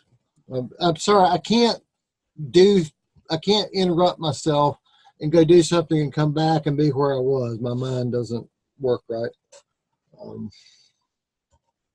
Okay, that's all right. So here's the thing. So make a note, and if you have a chart, it's everything in a table. So you have a sun and a moon and ascendant, and that is your core personality. Now look at your. This is a little advanced, and I will let you guys go. Look at the sun and the moon. Is there any aspect? Is there any relationship? I mean, is there any blue line or no line or red line? Yeah, there's a red line.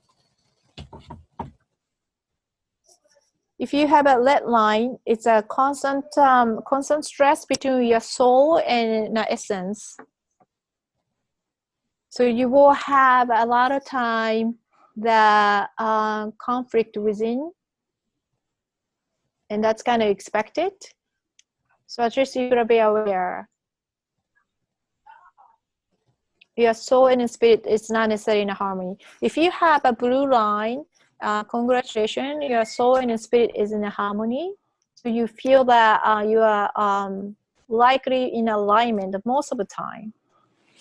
How are you saying soul and spirit in are you talking about in relation to self? Because I consider soul and spirit the same. Am I wrong?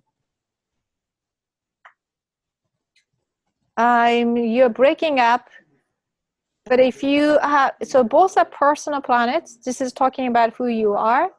The people who have a stress line between sun and the moon often struggle with identifying who you are, who they are, because sometimes your spirit and soul communicate differently. And how is spirit and soul different? Spirit is usually indicated in astrological sense higher self. And then soul is a earthly being here. So oftentimes higher self and earthly being is in a conflict, or emotional expression will be opposite, not necessarily feel in alignment. So your essence say this way, but you emotionally react differently. So the individual who has this combination have carried a conflict within, but usually those beings strive for more self-discovery because they have to.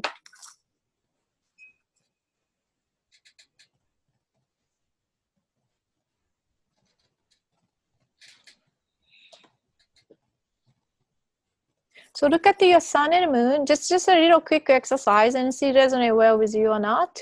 And look at the ascended line, and that's how you will appear to outer world, meaning that that's a sign that you are developing. Okay, so Rona's case is all the same. So that means she really needed that core personality being consistent to experience this life fully. Most people is in a different places. So if you look at the ascendant sign that doesn't resonate well with you, that means either the couple of things, the one that you have a less life struggle in earlier childhood, okay, or that's a sign that you haven't developed well in earlier, so maybe you need to develop in now or later life.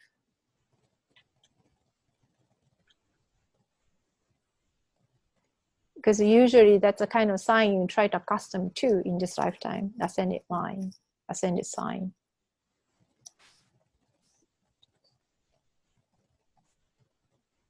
What does that mean for that chart? Oh, so this is a Capricorn. So this chart, ascending line is a Capricorn. So if you, my question is like, say my moon shows 2 degrees into Sagittarius. That means it's cusp or no? Yeah, it's pretty close to the cusp, yeah. Between Scorpio and Sagittarius. What is moon? Yeah. Yes. Mm-hmm. So I'll have a little bit of Scorpio and a little bit of Sagittarius. Moon is, yeah, I guess so. How I feel could be both. I could lean both ways. Yeah, it's pretty close. Yes.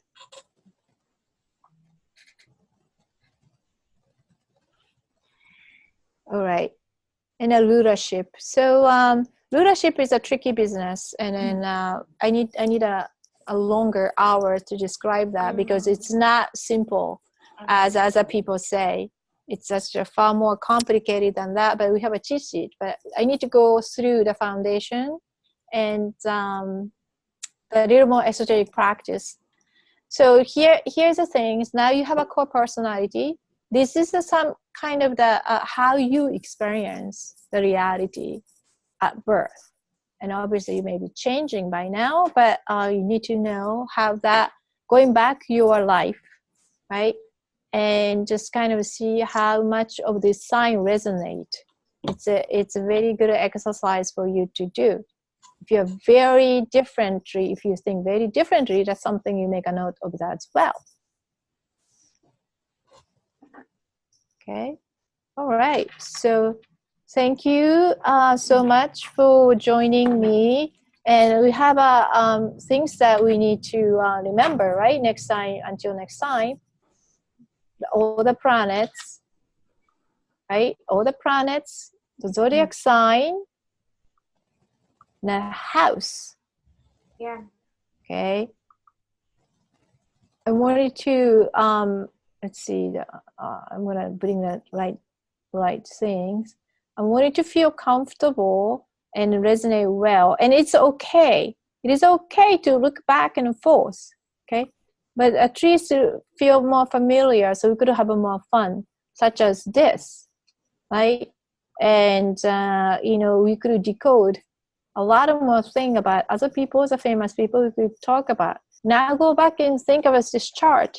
You'll start seeing the meaning of it. Like, for example, look at the Marilyn Monroe and Donald Trump. Look at the position of the sun. Both are in house 10, yes? Yes. And the sun is in a Gemini. Sun is in Gemini. Both are. Marilyn Monroe, the conjunction with, this is the exact conjunction of Mercury. This is a little bit of less fortunate situation. If you, the Mercury is too close to the sun, either you're going to be genius, or oftentimes it's too much. So either suffer from migraine or huge headache, okay, or certainly this person doesn't know how smart she is. You're too close, okay? So if the balance is off, it's not very good here. Too much thought process going on, too much electricity. All right, now this case, Donald Trump, it's even more extreme, right? Uranus is an incredible electric machine, and the sun conjunct. It's a force of nature that he cannot control for his essence. They just come through, can't stop. Even he cannot stop. That's apparent. That's what? that is apparent. Okay, all right. And look at this stress. Look at this stress line to the moon. Moon in Sagittarius. As a man has a moon in Sagittarius, it's difficult. This is a need. Emotional need in a home is extreme. Philosophically, expectation in a home is tremendously high. And in the moon is also what? Mood swing. Change each time, right? So this means his mother also, described as his mother. The extreme person, emotionally, probably extremely unstable, I bet you. And that impacted his career, okay? This is a high stress line. This is a huge stress. And look at the soul purpose, destiny, lining up to his career. It is a destiny, the unstoppable destiny. However, he has also rescue line if he follow the blue. Where is the blue going to Jupiter in a house 2? Self-value. If he truly honor his true value, he could get out of this. But the Uranus is strong, but Jupiter too. So this strong force is controlling back and forth. But his emotion is a really strong force though, right? Emotion is hard. Now you have a Mars in ascendant line. This is a violent start usually. If the Mars in your ascendant line, watch out. Everything how you start is very like a warlike. This individual has a violent start. Don't listen to anyone and then go with the emotion, okay? Gut feeling. So those are like, and this is a very, could be very dangerous because almost all the planet in the free will zone, right? It's a very explosive personality. Now let's look at, and nothing here, almost nobody here except Moon, nobody, not relying on anyone else. But the emotional presence with a female, the mother, that's huge. Okay, that's the weakness. Now let's go through here. In Marilyn Monroe, we talk about this. You see that all the point come to Saturn? Very deep sign, penetrating deep sign of Scorpio, right? The Saturn hold. Saturn is great. I don't need to read anything else. The Saturn is a key point of her chart, controller. And Donald Trump, the Sun and Uranus is controlling his. Marilyn Monroe, Saturn, right? Although the Sun is in the same place and same sign, quite different life experience, isn't it? So this is a very stressed triangle here. And it's a trine, a beautiful trine here. She had a choice also. I don't think she knew about it. Yeah. Yeah, it's a hard thing. It's a Neptune in a degree 1. See, this is the Mars in the 1. See, both going to have an extreme experience. Ascendant line is critical because that's how you start everything, not only the life, every project, the day, everything, how you start is ascendant line. So look at your ascendant line. Is there any planet right near it? Any personal planet or other planet? Pay extra attention.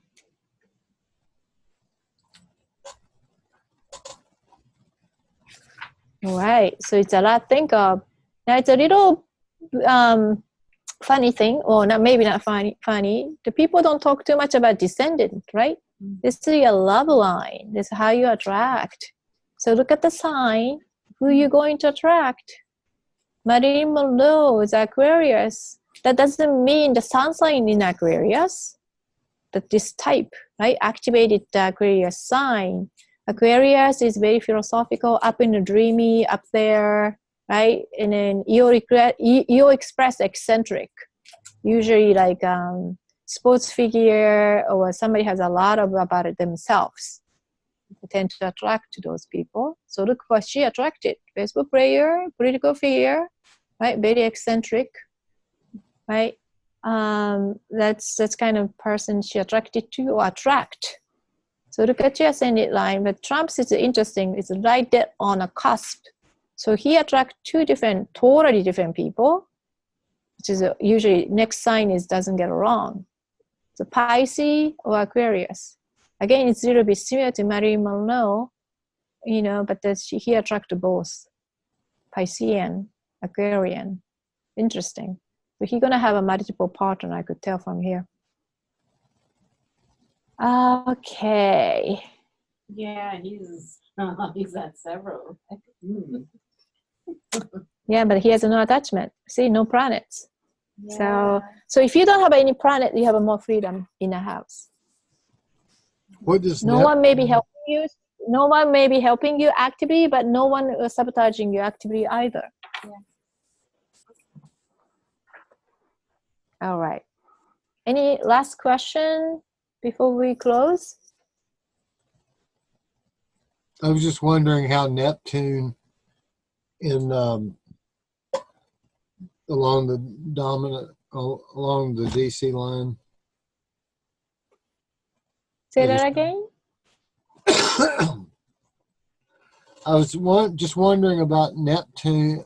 I was wondering about my chart, if you happen to have it there. Neptune along the DC line, close to the line. I just was wondering. Neptune. Okay, hold on. Your Neptune is the descendant line is pretty close. Yeah, that's pretty significant. Your Neptune play a huge role in you, Neptune and Moon. Also, you have a Venus. You got a Venus here. So, let's see.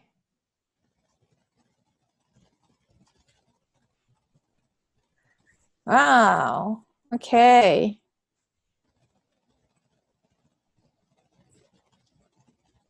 Little bit complicated. You're gonna have two completely different partners. Completely different. One is more maybe traditional type. It's very confusing because there's a Mars energy going to the Neptune, but then the Venus is here and getting energy from the Moon. And both receptive, and one is more delusional. So you're gonna have a very complicated partners. I would tell you that. Two completely different life experience. Without reading too much farther. And you have 1, 2, 3, 4 planets in the house 5. So you got a lot of things going on in house 5. So we'll focus on house 5. not focus, take a closer look on house 5, how you're doing in house 5, and map out the transit and progression outside and see where you are now. I don't think I have your data. I don't think I have your data here, so I can't plot out here to modify the parameter. But you don't plot it out as a planet, so I can't. You don't have a progression here. I'll redo it with the progression. I wasn't aware of them, but you've got the information there on the chart if you want it for later. The one that's sitting up in the upper left corner. Okay. Yeah, but it's you're also Scorpio, and you got a sun in house 6, so that's pretty big. So you shine through from your routine. You got a Saturn in house 12. That's very significant. So you have a lot to learn from your past in your subconscious realm. That's where your work starts, actually. But if you have a Saturn in house 12, we got to do something extra, something really esoteric, spiritual work to really understand and have a full life. And that's if you have a sun in 12. Is that what you said? Yeah. You got the Saturn in house 12. There's a lot of things going on there. Yeah, I thought you said sun. Saturn's what? I heard you say Saturn, but I heard sun. My ear isn't so good. Oh. I was misunderstanding. No. Your Saturn is in house 12. That's what I said. And then your sun is in house 6. 6, right. Yes. So your essence shines through the daily routine, which is a great thing. It's wonderful. And your Saturn in the house 12. That means your actual work start from house 12. House 12 is a house of God, house of spirituality, house of subconscious, house of past, house of also undoing, self-undoing. So it's a lot of things going on in house 12, but that's where your work starts. Anybody who has a house, Saturn in the house 12, which I do, a lot more work to do. Do you have a house in? Okay. it's I guess it's lucky if you don't have a Saturn in house 12. All right. Are we good? All right. Thank you so much. And thank you. Do your work so you're going to go farther. All right. Yeah, absolutely. All right. Thank you. Thank you, guys. Thank you. Bye.